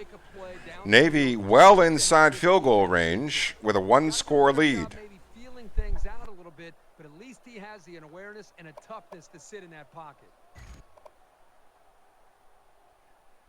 It's 3rd down, 14 to go. Ball on the 18-yard line. Navy comes out in a shotgun split big. Tulsa with 3 down linemen.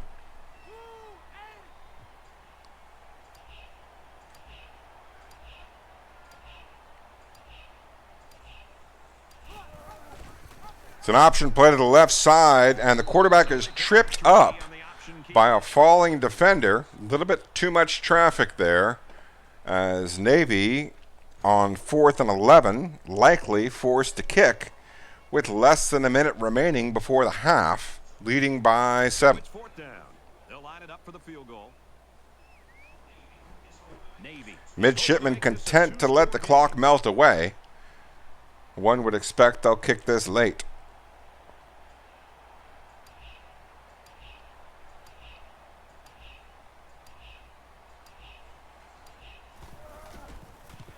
Kick is up and easily good. Not that long a distance, not that bad of an angle.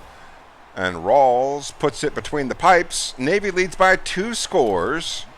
Just seconds remaining before the half.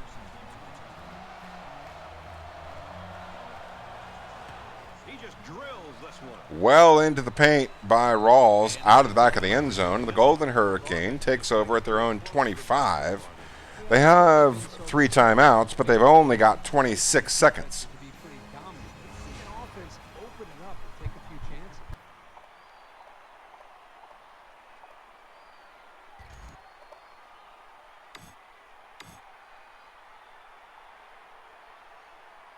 Both sides have made their way back out.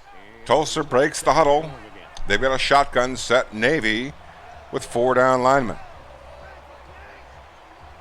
And in motion, left to right across your radio dial. Back to pass is Boomer, hits the out route. Keelan Stokes able to pick up 14 yards on his first catch of the ball game. Now going to be 1st and 10 from the 39. Didn't cost anyone a timeout. 22 seconds remaining. 1st down, 10 yards to go. Ball on the 39. Navy back out with 3 down linemen. Tulsa with 11 personnel. Back to pass goes Boomer. Hits the out route to the right side this time. And finally, Tulsa calls a timeout. The catch was good for 5 yards, but it took about 5 seconds off the clock. Now with only 17 remaining, Tulsa faces 2nd and 5 from their own 44-yard line. Second down, 5 to go. Ball on their own 44. Tight end goes in motion prior to the snap. Boomer throws it away to the left side quickly. He was under a little bit of pressure up the gut. It's going to result in a 3rd down for the Navy defense.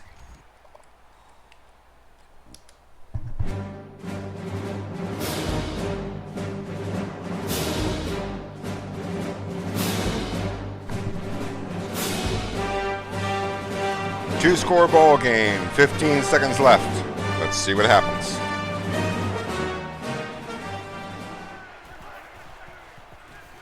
Back to pass goes Boomer, and it's incomplete. That's going to result in 4th and 5, and with just 11 seconds left, one would suspect indeed that Tulsa is going to punt the football away. It is in fact just a 10-point game with a lot of game left, but Navy will get the opening kickoff to receive in the second half. Short return as coverage was there, but low percentage chance for Navy to get points before the half beyond what they've already gotten. So far so good. They haven't made too many mistakes, and it looks like it's going to be a knee by Navy. They'll go to the half content and comfortable with the 2-score lead, about to receive the kickoff. It's 10-0 at the half.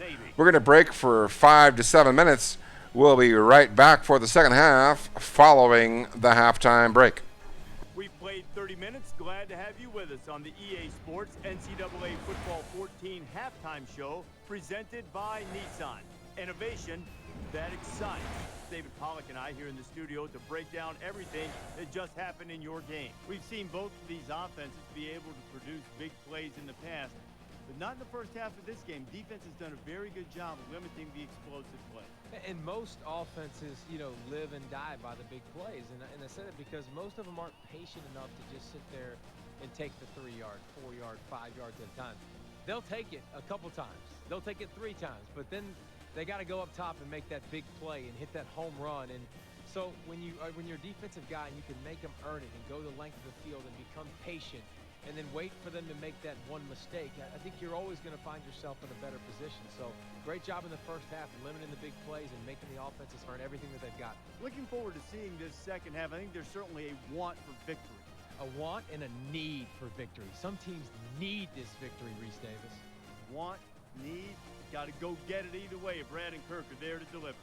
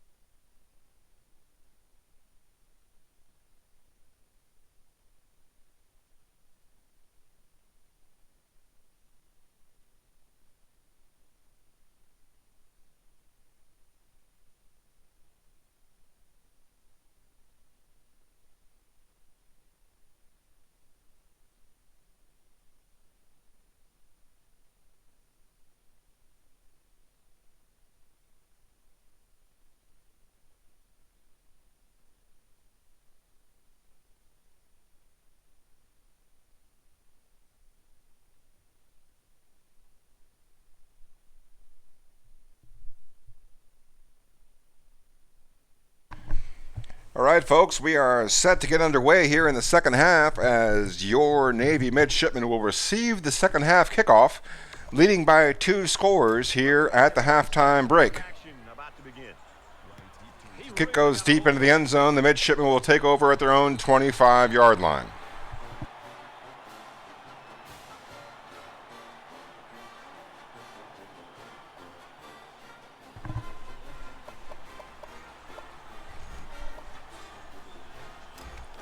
Five wide receivers here to start the second half as Navy comes out in a spread formation.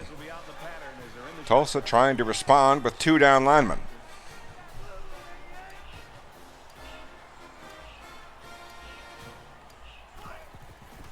Reggie Hayes takes the snap and gets it away in time. It's good for the first down. Vince Richards on the 15-yard catch. That's going to take him out to 3 catches for 30 yards to start the second half.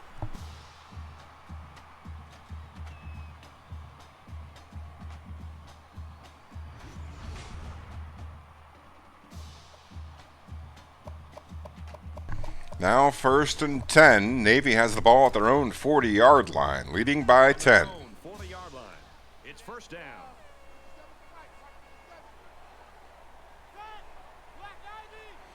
Midshipmen come out in a shotgun Y trips.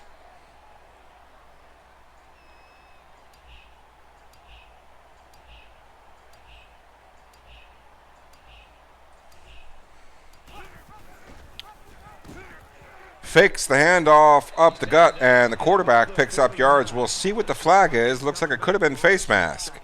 No, it's clipping on the offense. That's going to be 1st and 17 on the Navy 33-yard line.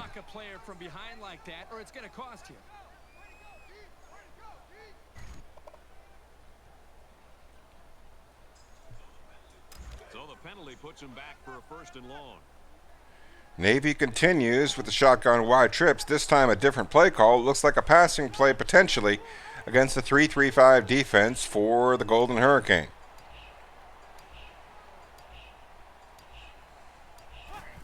Back to pass goes Hayes, looking, hits the crossing route, and that's positive yards. It's a 3-yard gain, now going to be 2nd down, 14 to go.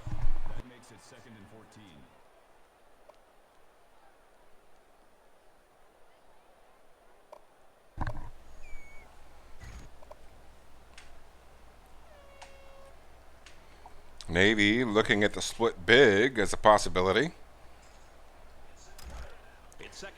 They indeed come out in twin tight ends with 2 halfbacks and a quarterback in shotgun formation.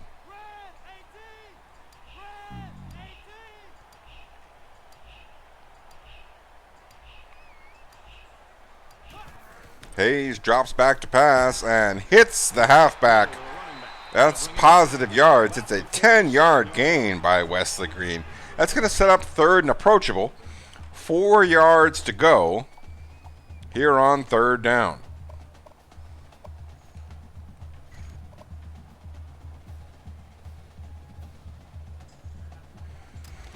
The shotgun empty tray for Navy here on 3rd down.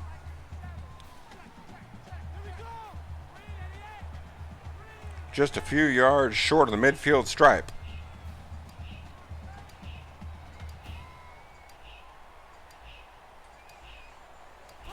Hayes takes the snap, drops back, and throws over the middle. It's incomplete. It's going to be 4th down and 4. Navy leading by 2 scores with the ball on their own 47. Going to punt the ball away and give the possession back to Tulsa. Tulsa still behind the 8 ball, trailing by 10 here in the 3rd quarter.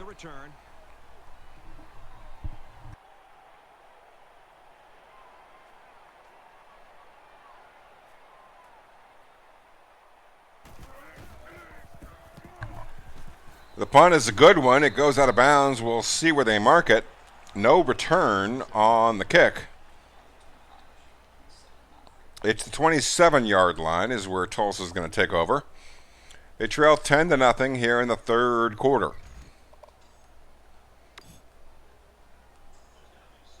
There's got to be some sense of urgency to this offense right now. Navy with 4 down linemen. Tulsa comes out with a stacked formation to the left side, but the man in motion goes left to right. They give it to the right, and defenders are there. Navy stayed home, and they hold Tulsa to a loss of 1 on first down. Now going to be second down and 11 to go from the 26.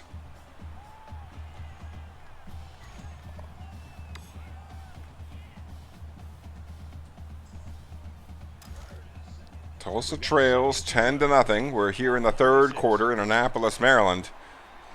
Navy comes out with 3 down linemen. It's a shotgun formation for Tulsa.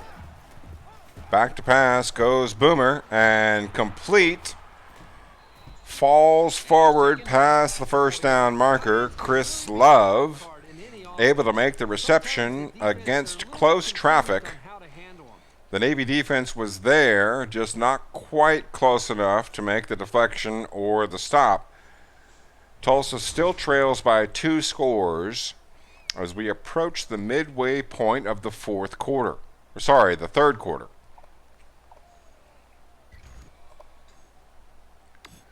41-yard line, the marker for Tulsa. Their own 41. They haven't had too many trips into Navy territory. Single back set for Tulsa. Up the gut they go. Breaks a couple of tackles and more. Gets the touchdown on a 50-plus yard gain. It's a 59-yard run by Reed Martin. And suddenly we have a 3-point ball game a little bit before the halfway marker as Reed Martin able to break 3 tackles. 2 defenders there in the gap. And the third one 2 yards deeper. Reed Martin scatters his way into the end zone. And Tulsa pulls within 3, but Navy about to receive the football again. And the midshipmen will be in possession with the lead here in the second half. These guys got to be coming over the sidelines after touchdown saying, man, I didn't expect it to be this easy. The score now, 10-7. And it goes into the end zone, down for a touchback. Tulsa's Midshipmen are going to take over at their own 25-yard line. They lead by 3. We're a good bit into the second half. It's about halfway through the third quarter as the midshipmen hold a 3-point lead. I think the longer they've stayed in this game, the more confidence that it's instilled. The quarterback leads the Midshipmen coming out in a shotgun split big. 2 tight ends, 2 halfbacks.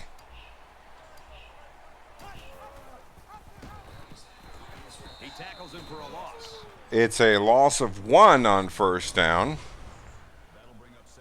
Now going to be second down, 11 yards to go for the midshipmen. They're looking to get to third and approachable here. Second and 11 from near the left hash. Navy holds a field goal lead. Midshipmen coming out in a shotgun normal. Back to pass goes Hayes and hits the halfback. Excellent play to Wesley Green on the angle route. It was open enough, almost open enough for the first down on that play. But the result of the highly successful play means that Navy faces 3rd and inches. They're going to line up with twin tight ends and see what happens. The fullback up the gut, Leonard Scott, with the 2-yard gain, caught the defense off guard. That was the first time they called the fullback dive, and it was good for the first down as Navy retains possession, leading by 3 here in the third quarter. 37-yard line, the marker. Navy coming out in a shotgun wide trips.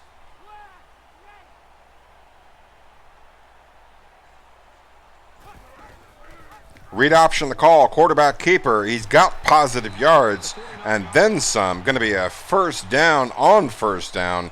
A 12-yard gain by Reggie Hayes. He's out to 7 carries for 37 yards. That 12-yard gain going a long way towards his average. Going to be a fresh set of downs here on Navy's possession. Their second possession of the second half.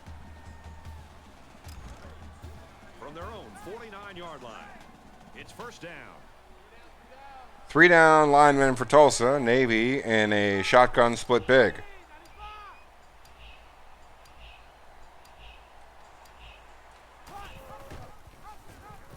Quarterback keeper off to the left side. He's got room to run. He's got the first down and more. There's contact at the sideline, but not before Reggie Hayes picks up a huge gain on the running play.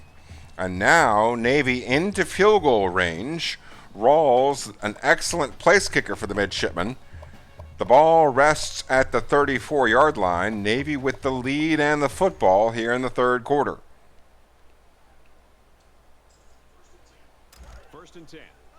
First down, 10 yards to go from the 34.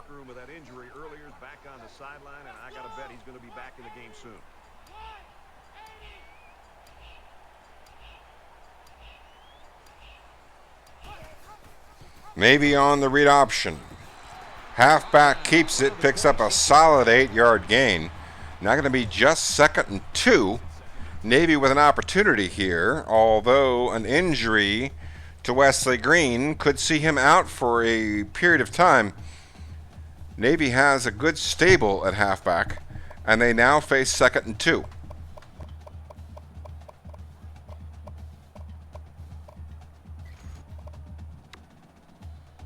So it's 2nd down and about 2 yards to go. 2nd and 2 as the midshipmen break the huddle. They've got the shotgun wide trips. Single back in the backfield, 11 personnel. Up the gut they go. And it's a 1-yard gain by Joe Bright. That's going to bring up 3rd down, 1 yard to go from the 25-yard line.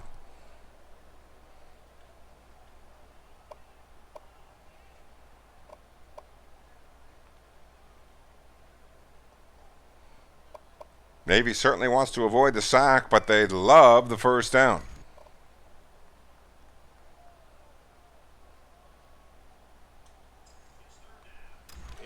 Third down, 1 yard to go. Navy coming out in a 5-wide set. Tulsa responding with 2 defensive linemen. Up the gut they go, and he is tackled. It's going to be 4th and inches. Navy locked here. There's less than 1 minute left in the third quarter. It is a 10-7 ball game. Navy with the ball at the 24-yard line.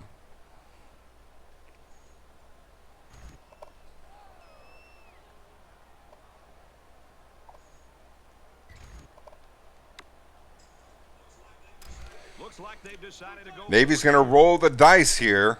It is 4th and inches. They're going to go for it. Quarterback keeper gets the first down. Navy puts their neck across the barbed wire and this time come out successful. They now have a 1st and 10 from the 21 as they continue to march the ball down the field. We are in the closing moments of the third quarter. Navy ahead by 3. From the 21-yard line, first down.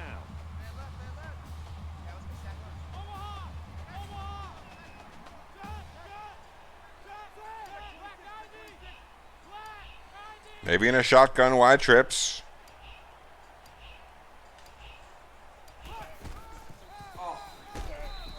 The give up the gut is called for no gain. Looks like they might have gained 6 inches. We'll see where they spot it. Now going to be 2nd down, 10 yards to go. Navy leads by 3 as we conclude the third quarter.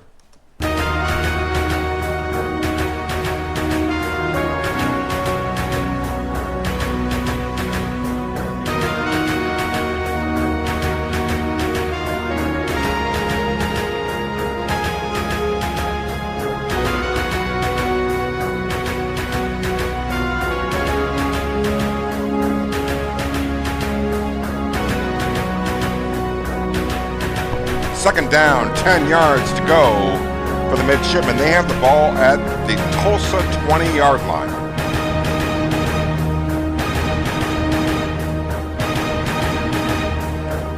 Navy coming out in a shotgun set, single back formation.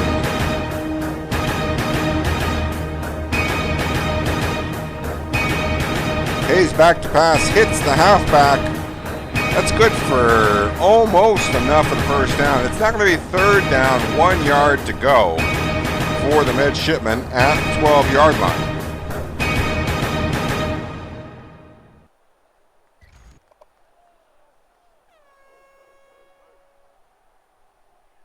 Short yardage situation here. It's 3rd and 1. Midshipmen coming out with 5 wide receivers. In the shotgun and 5 wideouts.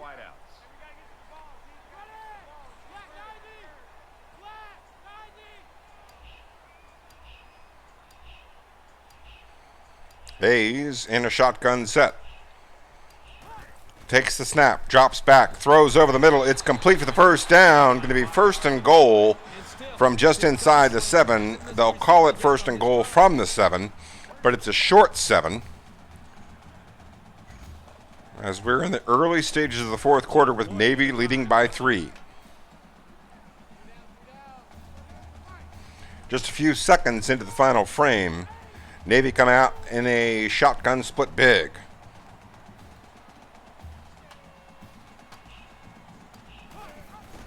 Option run to the right side, give up the gut, good for positive yardage. It's a 4-yard gain. Now going to be 2nd and goal from about the 3. If you're not generous, maybe the 3.5. But 2 downs to get 3 yards for the midshipmen.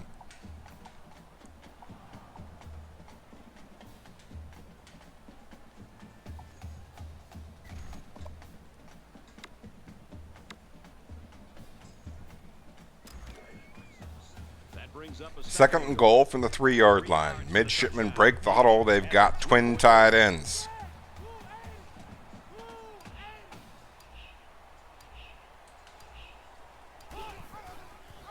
Read option play up the gut is good for 6, and Navy leads 16-7, awaiting the extra point.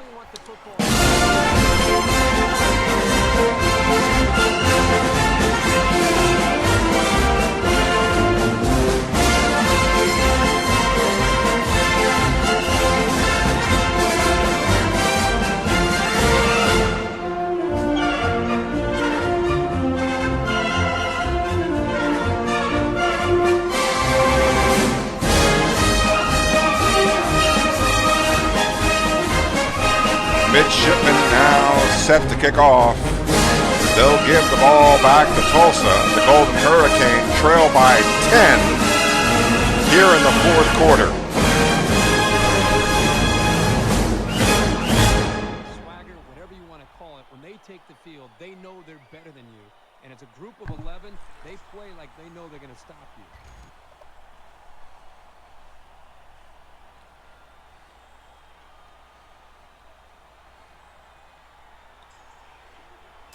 Here we go with the offense ready to get things going again.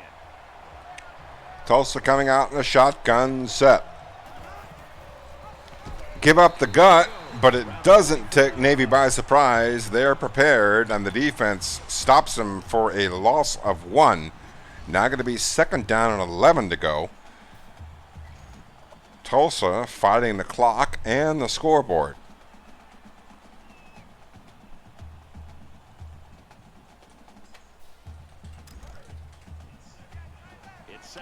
Second down, 11 yards to go for the Golden Hurricane.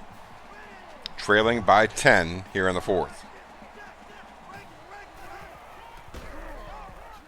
It's a give up the gut. It's good for positive yards, but not that many. Only 1 is what they'll count it.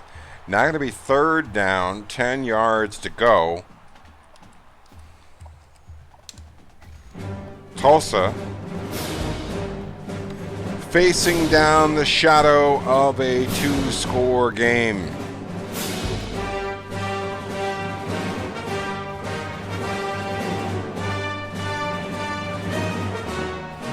Shotgun set, 2 halfbacks, back to pass, goes Boomer.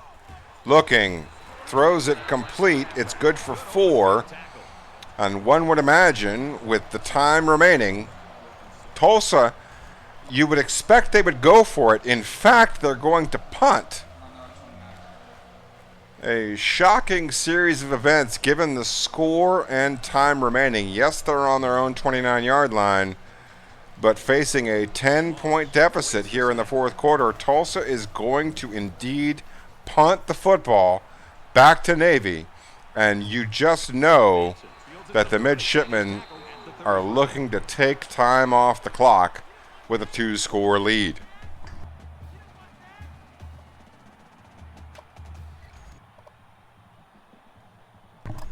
Teams are well aware that a score 4:54 remaining. Navy coming out in a shotgun split big. Audibles at the line of scrimmage.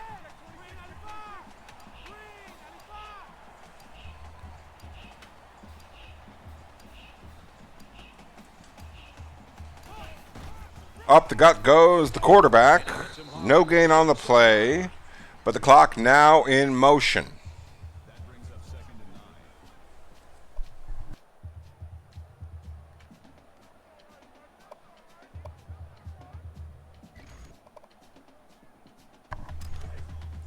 From their own 37-yard line.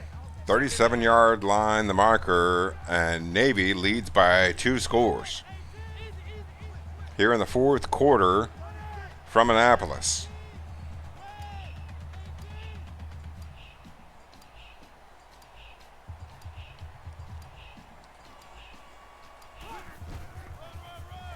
Up the gut they go. It's almost enough for the first down. Enough to give them plenty of options here on 3rd and 1. We're going to cross the 4-minute threshold. We're in the second half of the final quarter. Navy leads by 2 scores and has the football. It's 3rd down. 3rd and 1. Big play coming here.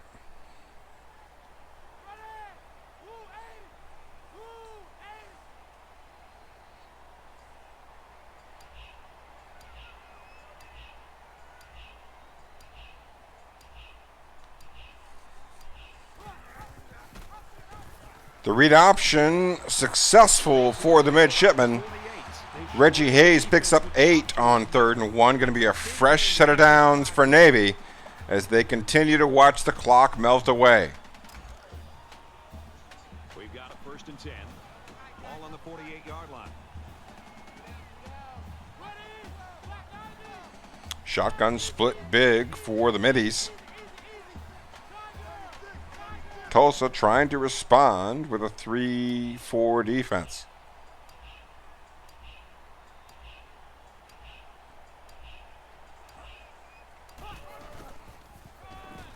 Quarterback keeper only picks up 1, but puts the clock back in motion. We are well inside the 4-minute mark, down to 2:43 and counting on the game clock. Navy leading by 2 scores.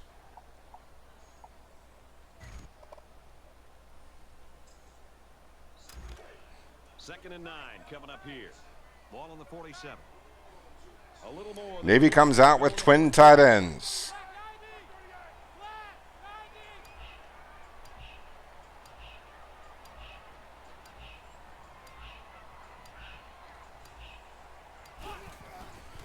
Hayes drops back and completes it to the open receiver running left to right, and they give him the first down. They rule that the ball was past the first down marker. That's a key first down conversion. That's going to keep the clock moving, and that's going to put Tulsa in desperate territory. They used their first time out, speaking of their desperate territory, and now Navy has 1st and 10 well across the midfield stripe in Tulsa territory, leading by 10 points.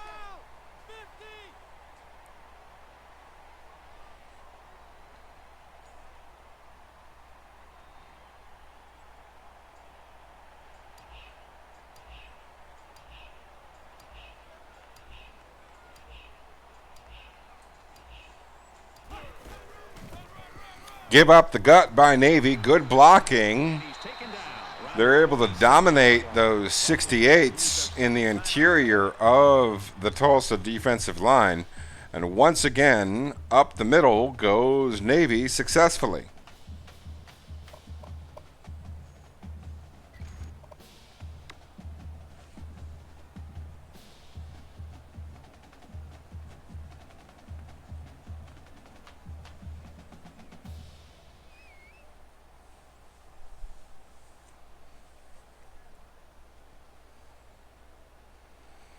Now well into Tulsa field goal range. Navy with the football and a 2-score lead. Facing 1st and 10 from Tulsa's 27-yard line. First down, 10 yards to go. Ball on the 27. Just 2:06 remaining in the football game.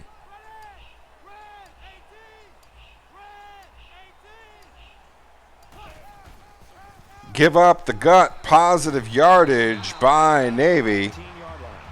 That is the final timeout by Tulsa. Navy facing 2nd and 1, every coach's favorite down and distance, with a 2-score lead at home against Tulsa.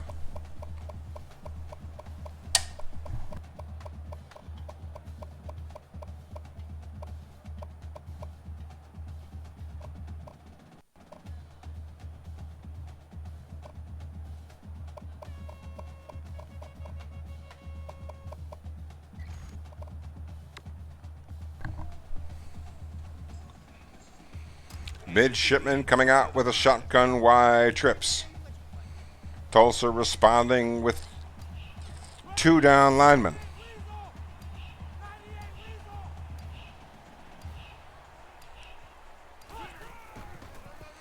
Up the gut they go. It's good for the first down. Tulsa unable to stop it. A 10-yard gain by Wesley Green. That takes him up to 9 for 47. Going to be 1st and goal from the 8. Navy leading the first down battle 17-4 and leading the football game 17-7.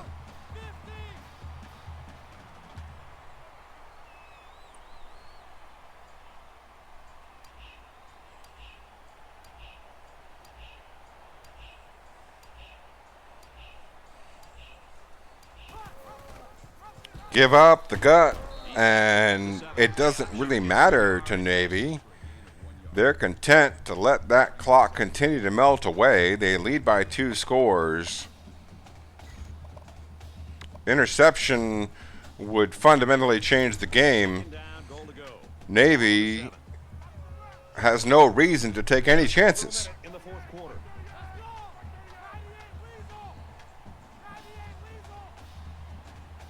Shotgun set by the midshipman. 4 down linemen for Tulsa.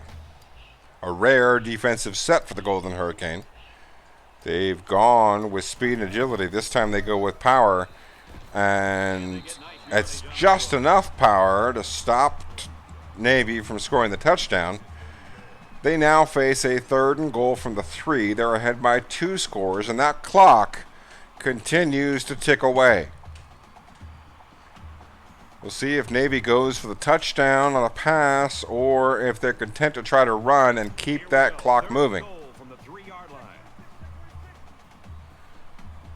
Looks like a running play from the midshipmen. They're in a shotgun, normal halfback week. And that is going to be tackled for a loss of 1. But with only 12 seconds remaining in the football game, Navy's going to line up for the field goal and gladly take the 2-touchdown win. They're going to win this football game 20-7. Navy continues their fight to win the Western Division in the American Conference. We see Louisville over Old Dominion. That is an ACC versus CUSA game. But Navy, with the win, now controlling their own destiny within the division. A big, key, clutch win over a relatively game Tulsa team. Navy didn't make too many mistakes. They didn't take too many chances. They played it close to the vest. And the result of that effort is a multi-score win. The midshipmen triumph 20-7. Tulsa not able to do too much on offense thanks to the efforts of Navy in their ball control offense. The midshipmen able to milk an awful lot of time off the clock and really put Tulsa behind the 8 ball. looking back at the stats of this game, Navy no doubt has more yards and more first downs, but the story of the game was the clock management by the midshipmen, the lack of turnovers, the lack of mistakes, the lack of plays that could give Tulsa an opportunity. They gave Tulsa no quarter. They gave them no momentum. And it was a game of jabs that the midshipmen emerged triumphant in, 20-7. You see the total yardage, 262 to 145. An excellent defensive performance by Navy, holding Tulsa to less than 150 yards of offense, holding the Golden Hurricane to 61 yards on the ground and 84 yards in the air. Tulsa was 8 out of 11 passing. That's a good percentage, but only 11 passing plays limited them in their opportunities. You see 1 out of 5 on third downs for Tulsa. They were not able to continue very many drives. The Navy defense coming up big when they had to. And the offense, 7 out of 11 on third downs. Able to come up with enough big plays on the offensive side of the ball and able to play it safe and triumph on the defensive side of the ball. And that results in your 20-7 scoreline.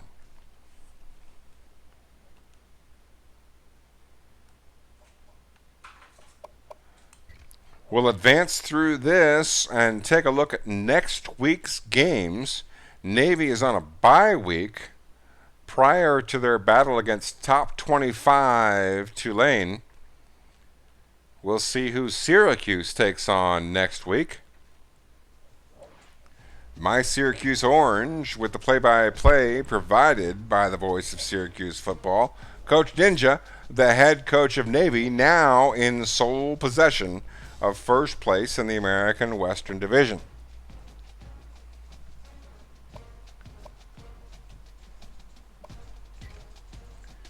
That was week 9. We now move on to week 10 of season 16 in League 1.